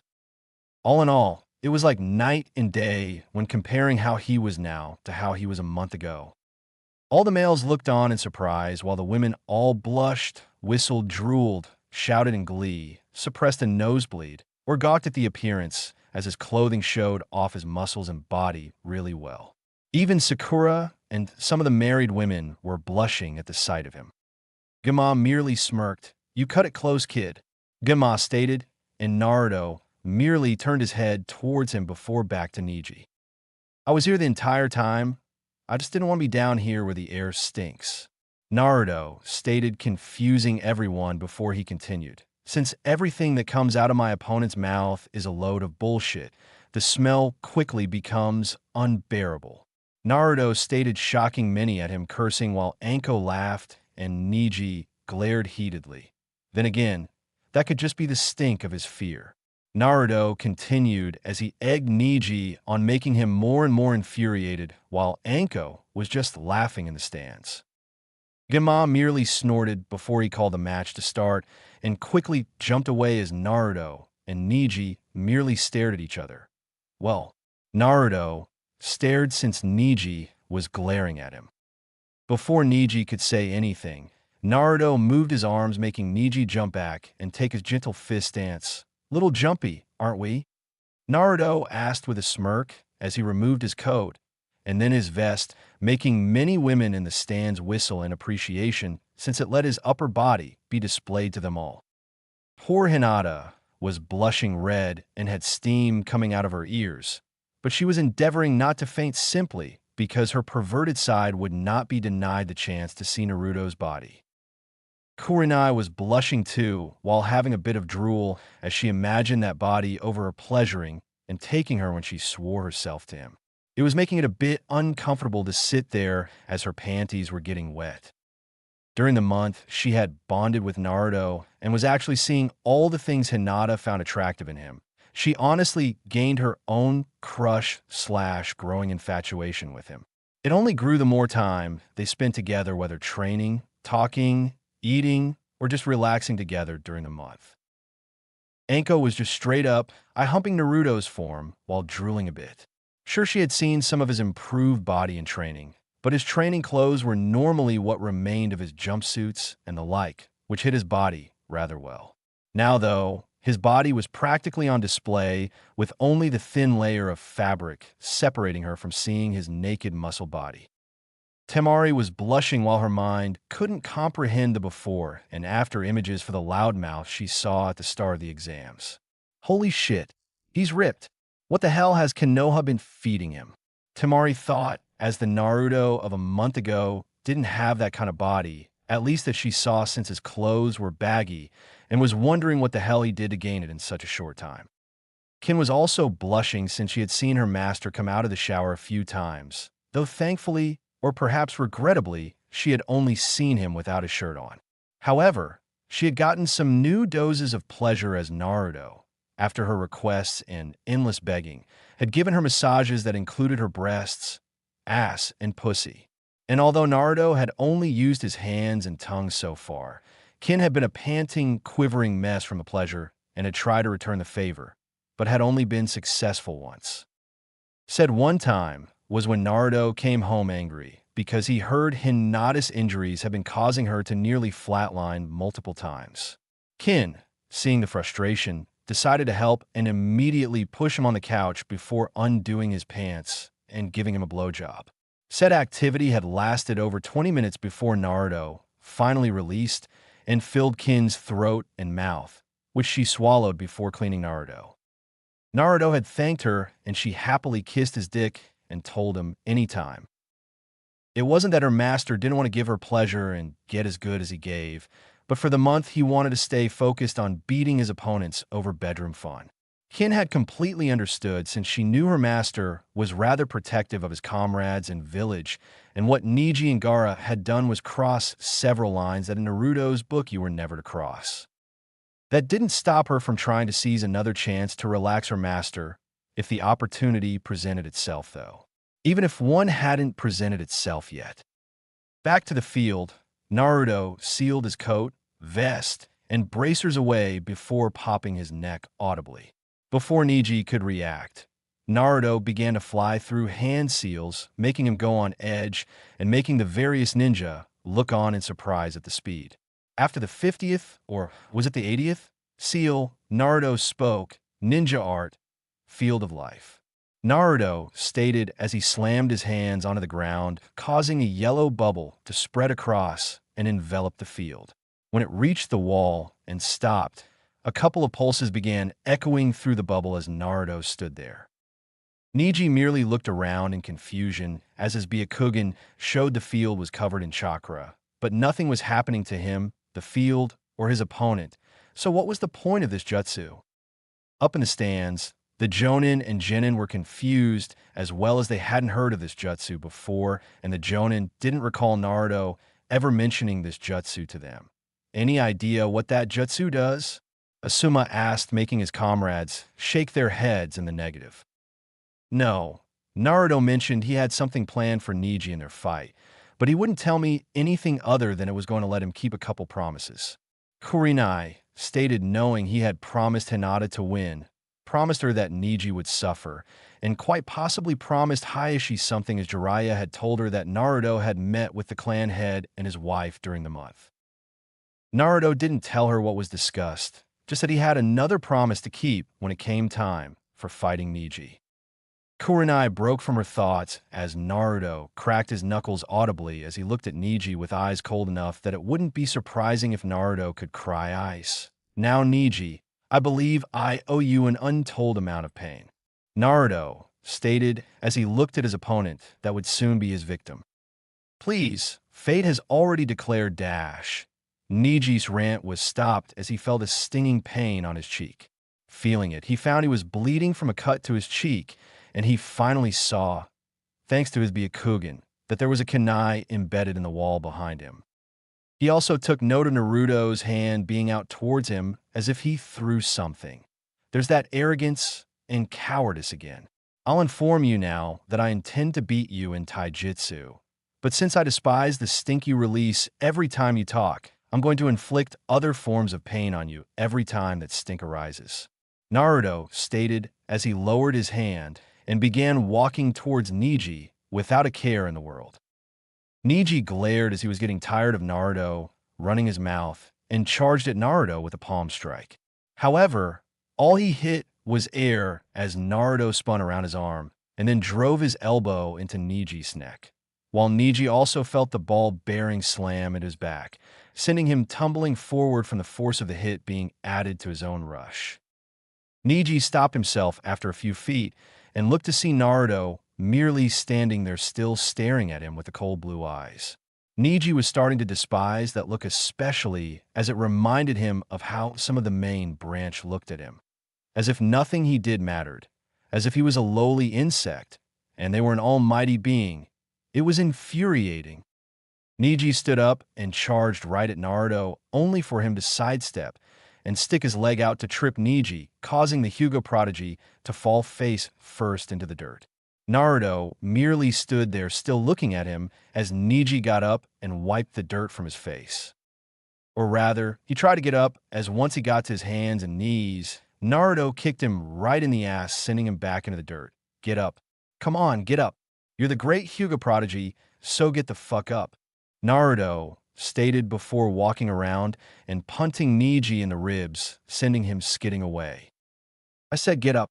Naruto stated with coldness in his voice, surprising the few who had interacted with him, as the coldness was the exact opposite of how Naruto usually was. Naruto then walked around Niji, who was coughing and holding his ribs while still gazing at the Hyuga. The crowd couldn't help but match the scene to that of a predator circling its prey. You know, Niji, for the entire month I've had really nothing to think about other than the various ways I wanted to maim, beat, and kill you, Naruto stated as he walked while a few tensed at the last mention. But you see, I have a bit of a problem due to the fact I made a couple of promises that in some ways conflict with each other, Naruto stated before booting Niji in the ribs again, sending him back to the ground, gasping for air. You see, I swore on Hinata's blood that I would kick your ass. I also promised someone that was feeling pretty wrathful towards you that I would make you suffer. It's still on top of that, I also swore to your aunt and uncle that I wouldn't kill or cripple you. This was compounded on the fact that Hinata wouldn't be happy with me killing you, and while we aren't close, I do consider her my friend, Naruto stated, making said girl blush. Naturally, this left me in quite the predicament since I needed a way to fulfill all three promises without violating any of them, which is where some research I conducted comes in, Naruto stated before kicking Niji in the face, knocking a few teeth out. So please do get up since I need to vent some aggression and keep my word, Naruto stated, stopping in front of Niji as he got up. Niji wiped the blood and dirt from his mouth before glaring at Naruto. You think you know everything. You know nothing of the Hyuga clan. A lost dash, Niji stated angrily before getting cut off. Yeah, you lost your father because he died to prevent a war with Hyumo when they tried to kidnap Hinata, Naruto stated in a mocking tone. Get over yourself. Hinata was 3, and you expected her to be able to do something against a seasoned Chūnin? You're even more delusional than I thought you were. If you should be mad at someone, then it should be the ambassador or Hayashima, not Hinata, Naruto stated neutrally. You preach about fate being absolute, but the fact is you're the biggest hypocrite there is, Naruto stated, making Niji scowl. You go on and on about your destiny, fate, and all that, but your destiny is to serve and protect Hinata, and what do?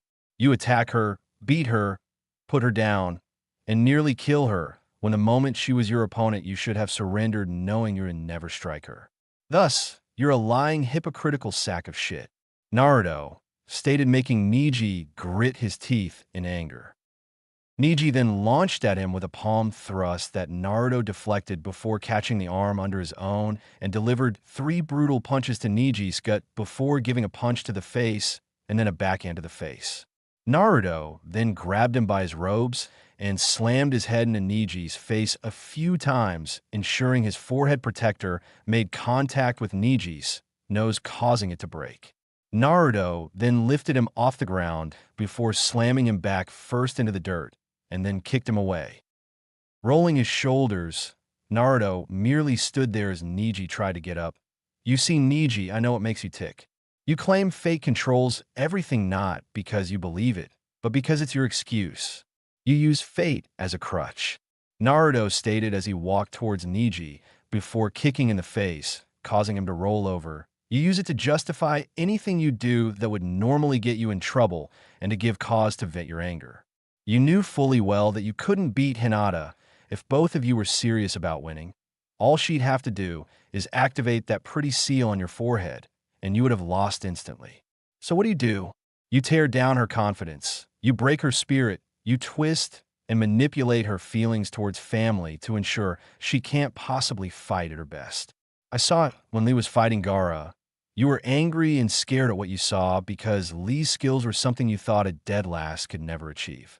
Seeing him not only surpass his handicap, but show that he was clearly a threat terrified you to the core because he was going to ruin your belief and excuse structure that you had painstakingly built for years.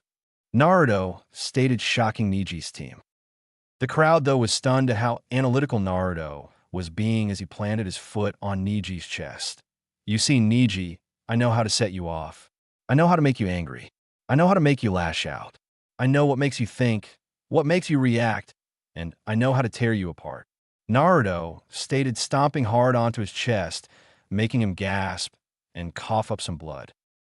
Naruto merely snorted at him before moving away, and Niji grit his teeth and quickly got to his feet before launching out a palm strike to Naruto's spine. However, all he hit was air as Naruto sidestepped him and grabbed his wrist tightly. Naruto then brought his knee up right into Niji's elbow, shattering it and making him scream in pain. Naruto then twisted around, pulling Niji into a chokehold. Niji grit his teeth and clawed at Naruto's arm as he fought to breathe. See this, Niji? This is what happens when a snake swallows its own tail. Just keep fighting, Niji, fight. Naruto stated as Niji tried to kick his legs out to get some kind of traction. That's what the rage is like. It just eats away at you when you've got nothing to believe in, when you have nothing to fight for. And that is why I will always win. Naruto stated as Niji sank to his knees as his body was shutting down unnecessary functions to conserve oxygen. Do you feel that need for air right now, Niji? Naruto asked casually as he kept the hold on Niji's throat and was making it tighter. You see, it's not your lungs that are screaming at you for air, it's your brain. That microscopic organism, walnut on a stick, dumber than shit thing you call a brain. Your brain knows it can't panic further by flaring that it needs air, so it makes your lungs scream for air instead. Naruto stated calmly as he kept strangling Niji. I bet I sound very far away now, don't I? Naruto asked before he frowned, and then grabbed Niji's head tight before snapping his neck. Up in the stands, those that had no hand in training Naruto could only watch in stunned awe as he dismantled Niji like he was an academy student fighting a seasoned Umbu. The dead last of the last academy graduation, tearing the former rookie of the year apart like he was nothing. For the other genin, it was shocking to see the drastic change in Naruto's skill level, ferocity, and how willing he was to hurt his opponent. The loudmouth that only barely defeated Kiba was tearing Niji, the rookie of the year and Hyuga prodigy, apart like he was nothing. Such a massive spike in skill and change in personality in only 1 month was baffling to them all. For Gaara, though, it was making his bloodlust spike. The power, strength, bloodlust, rage, and brutality being shown were making him react even more than Sasuke ever had. The underlying power hidden underneath, combined with a threat that Naruto made, was making him react even stronger. 2 weeks into training, Naruto had gone to visit his friends in the hospital and found Gaara there trying to kill Lee and finish the job. Only Gaara found a blade right at his throat and his liver with Naruto there holding them. Naruto had warned him against doing such a thing, especially since all his precious sand was over next to Lee. When Gaara had stated he wouldn't be denied confirming his existence, Naruto called him a fool. Why kill Lee in a secluded room where no one would know it was him that did it? Why get a morsel when he could wait for the finals and kill multiple people for hundreds to see? Who would be able to deny his existence when they saw him crush and destroy opponents with such brutality and bloodlust?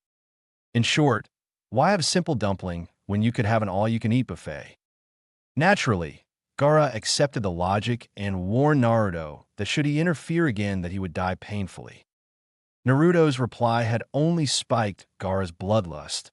"Well, don't worry, Gaara. We'll fight soon enough, and then you're going to know fear, pain, and loss as I tear you apart and show you why your demon is nothing compared to mine." Those have been Naruto's words, and it was only further punctuated by him using a sliver of Kyuubi's power to turn his eyes blood red and slit the pupil. Gaara knew right then that Naruto was like him, and the fact his demon was a higher number just meant he was even more worth killing. And now, his most recent actions were only heightening his bloodlust. When Gaara saw him kill Neji, his blood boiled at the prospect of fighting a fellow Jinchuriki that was willing to kill. Naturally, everyone else watching was shocked at Naruto killing Neji, especially when he had stated that he promised not to kill him and was going to fulfill the promise. Now, though, they couldn't help but wonder why he lied. Kurenai was biting her lips since she appreciated Naruto dishing out so much punishment, and part of her was glad that Naruto killed Neji, but the look of horror and pain on Hinata's face was killing her. She knew Naruto never broke a promise, so why did he kill Neji after promising not to? Sakura, Ino, and Tenten were horrified at the sight of Naruto killing an opponent, let alone killing a fellow Leaf Shinobi.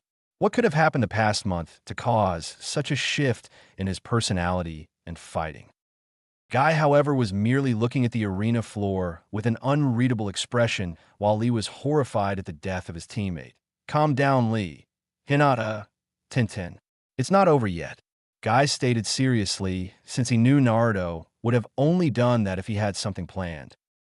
But Guy-sensei, Naruto just killed Neji," Tenten stated angrily, and Guy merely gave her a serious stare that immediately shut her up. "I know what we saw, but we haven't seen the end of this match yet," Guy stated seriously, making everyone look at him. Naruto never breaks his word, and the fact he did that means something else must be going on, Guy stated, turning back to the field. "You mean whatever that bubble is?" Asuma stated, making them look at him as Guy nodded. Yes, Naruto ensured that the very first thing he did was create that bubble. He must have had a reason to do it, and we've yet to see what that was, Guy stated, making them turn back to look at the field, while Hinata was hoping that they were correct. Hayashi was the only one impassive in the stands, even as his wife comforted their youngest. While it was easy to believe Naruto had lied to him and wasn't ever going to spare Neji, it just didn't fit with the boy he had observed and gotten reports about. The boy prided himself on never going back on his word, which in some cases was a fault of his that people could take advantage of, but Hayashi knew the boy didn't care and gave his word that Neji would survive the finals. Knowing how unpredictable Naruto was, Hayashi could only assume it had to do with that bubble that was there since Naruto made it a point to activate it before the fight truly started. Turning to his youngest, he patted her head gently. "Calm yourself, Hanabi. I truly believe Neji will be alive before this is over," Hayashi stated, drawing his wife and daughter's attention. But father, Neji Nizan is dash," Hanabi started before Hayashi patted her head again. "I know what we are seeing, Hanabi, but you must learn and never take what you see as fact. We have yet to see what that bubble Naruto created even does, thus we don't know if what we are seeing is truly what the final outcome is," Hayashi stated, knowing a ninja could never take anything at face value or they risked losing their life. Hayashi then turned his attention back to the field as Hanabi worked to calm herself and looked to the field along with her mother. Back on the field, Naruto looked at Neji's body with indifference before he moved back to his starting spot and snapped his fingers, causing a pulse from the bubble to retract. Everyone watched as Neji's body disappeared as the ring crossed over it, and once the ring full closed and hit Naruto, Neji's body reappeared. However, the shocking thing was that he sat up and started coughing and gasping for air. "Holy shit, Slash, what the fuck? Slash, what the hell is this?" were the various thoughts of the viewers, including Hiruzen and Orochimaru, as they were witnessing a dead man being alive again. Naruto merely looked at Neji as he kept coughing and rubbing his throat as he gulped down air. "Ready for round two, Neji?" Naruto asked in a bored tone as Neji looked at him in confusion. What was that? I felt the pain and death, but here I am," Neji stated as he and the viewers noticed his arm wasn't broken and neither was his nose. The bubble. I'd explain the intricacies, mechanics, and subtleties of it, but there are foreign shinobi here as well as people I still have to fight after I crush you, so I don't feel like giving away the secrets to my first original jutsu. Naruto stated, surprising everyone that he had created the jutsu. So let me simplify your situation for you. So long as this bubble is up, I can reset you, me, and the field back to how we were when the bubble first went up. What this means is that I can break you, cut you, beat you, amputate, and kill you over and over again and bring you right back to life with a snap of my fingers. The benefit is that your body will still feel and remember the pain even after you're restored, meaning that you're going to feel every wound, every punch, every death like it was really happening, and then remember what it feels like. The only way out for you is to surrender, to just keep fighting, and I'll keep killing until I get bored and take the bubble down, or you manage to kill me, and the bubble will come down, and then I'll be back once it does. Naruto stated, surprising people, since the jutsu appeared to be very powerful, and those aware of his promises now fully understood why he said that he would keep all of his promises even though he killed Neji. That's not possible. No jutsu can do such a thing. Neji stated, gritting his as he tried to ignore the phantom pains in his nose, ribs, arm, and throat. There is also no jutsu that could let you teleport, but the fourth made one. There was no jutsu that could control trees, but the first Hokage had them. There was a point in time where there was no such thing as jutsu at all, yet here we are. All you really need is an idea, the inner workings of hand seals and chakra, and plenty of time to do trial and error. Thus this came to be, and thus you are in for more pain than you've ever felt in your life. Naruto stated, popping his neck and knuckles as he began walking towards Neji and then stopped a short ways from him. Since I'm feeling nice, I'll let you give the first strike. Naruto stated with confidence in his voice. Neji grit his teeth before smirking as Naruto got closer and got into a stance that made every Hyuga there widen their eyes. Gentle fist art. 8 trigrams, 64 palms. Neji stated before he launched at Naruto and hit him twice while Naruto just stood there with a bored expression. 2 palms. 4 palms. 8 palms. 16 palms. 32 palms. 64 palms. Neji shouted as he doubled the strikes each time before doing a chakra-infused palm strike to Naruto that sent him skidding back. Naruto merely stood there with his head down, while Hinata was worried for him, as were several others, with the only one being calm was Guy. Training him in one of the taijutsu arts involved Naruto taking a great deal of pain and punishment to his body, so he knew that attack, while strong, was nothing to Naruto. This proved true as Naruto stood straight and rolled his shoulders, shocking Neji and several Hyuga. Well, that felt nice. Maybe next time I can have you aim for my neck. I've had this bad crick there for a few days and could use some loosening up. Naruto stated, standing there not at all bothered by the hits he took. I am possible. Neji stated in shock, since no one should be able to just shrug off an attack like that. Hardly. The problem with sealing off chakra points is the fact that against someone with enough chakra, it's useless since I could just force my chakra points back open with a mass wave of chakra through my system.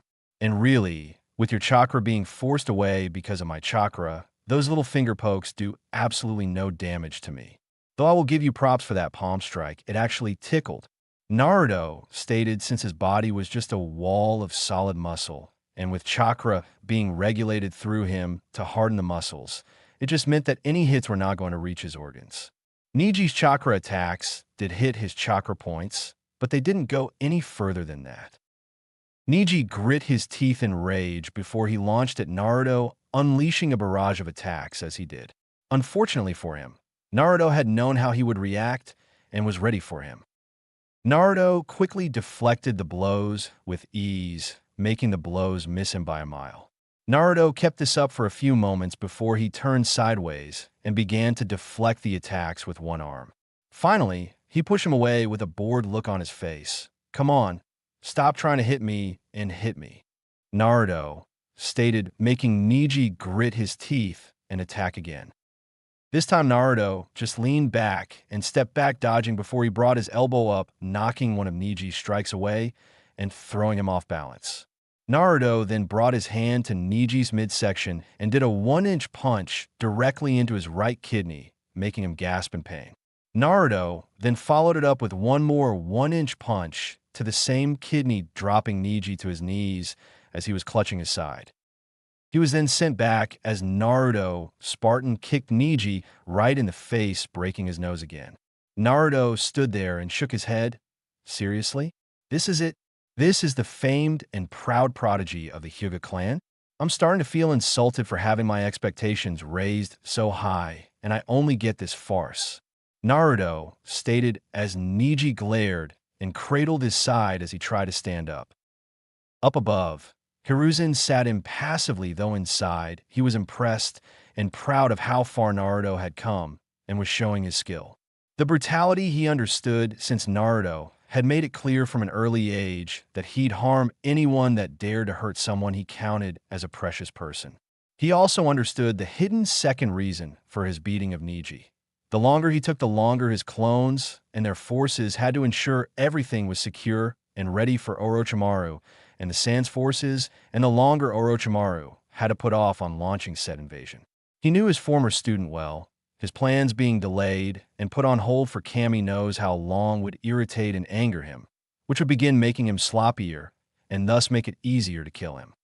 So all in all, while vicious and brutal, Hiruzen wasn't going to stop the fight. Back to Naruto, he began to calmly walk towards Neji, who was still shaky since the blows to his kidney were slowing him. However, that didn't stop him from trying to lash out with a palm strike, but Naruto merely sidestepped it and slammed his hand into Neji's throat, crushing it. Neji dropped to his knees, choking and gagging as he tried to breathe, but it was futile as his body started shutting down and he dropped to the ground dead.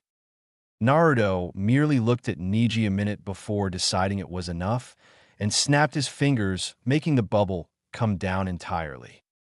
Naturally, Neji appeared again, grasping his throat and coughing before he was sent flying to a tree via a kick from Naruto. The force was evident as the bark of the tree exploded when Neji collided with it before Naruto was in front of him, raining blow after blow on him as he used him like one of his training dummies. Elbow to the face. Kick to the knee followed by grabbing his shoulder and picking him back up.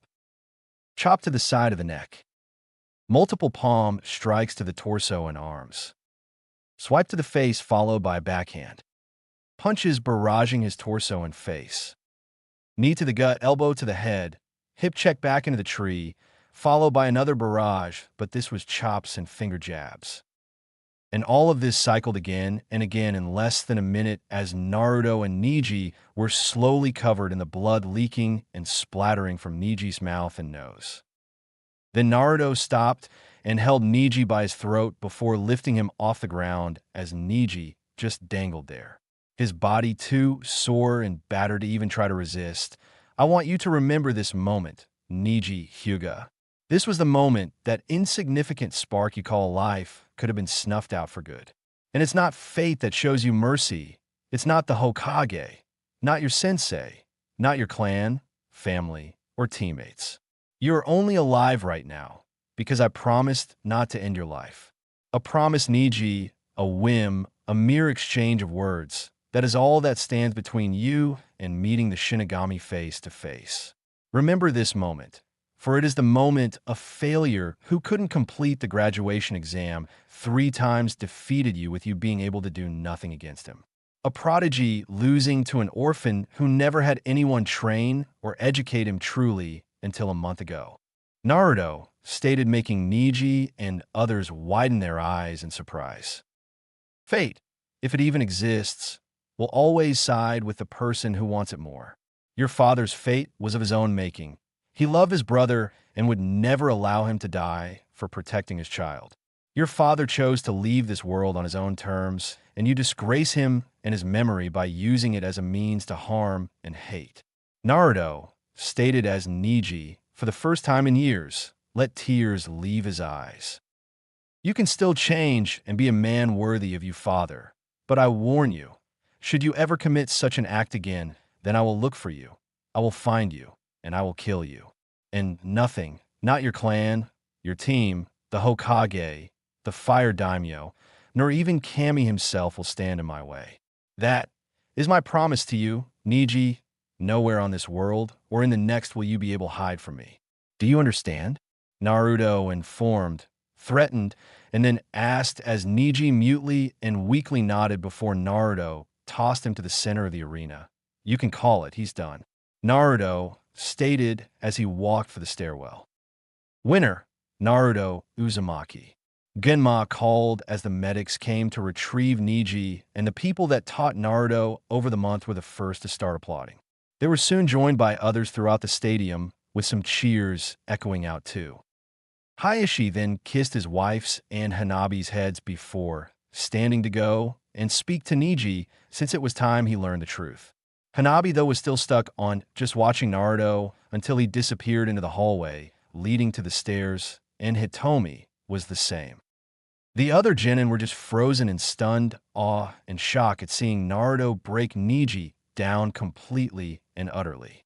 Hinata was mainly just grateful Naruto hadn't truly killed Niji, though she was blushing since he had technically done all of that for her, even if it was because he didn't like Niji's action. It showed that he did indeed care. Kurenai, meanwhile, was smiling and blushing since she knew what Naruto's victory meant, and she wasn't opposed to it since she had spent the last month getting to know him while training. While she would hope for a more romantic relationship, this one with Naruto wasn't going to be bad. It didn't hurt that Kin had told her about his tongue, hands, and dick either, so she knew there was something to look forward to. She broke from her thoughts as Anko leaned in towards her ear. Guess he owns you now. Anko stated with a whisper and smirk, making Kurenai blush a bit more since Anko had heard her and Naruto talking about it one day and had been teasing them since. Kurenai, though, smiled and whispered back, yes, he does, but don't be jealous. I'm sure he'll fuck you too. Kurenai stated, making Anko, yes, badass bitch Anko, blush before she looked away, making Kurenai giggle softly. Naruto just keeps getting stronger and stronger, while I don't think I've improved at all since we became a team. Sakura thought, both impressed with Naruto and saddened for herself, though she was happy for Naruto and that he got to show off what he could do.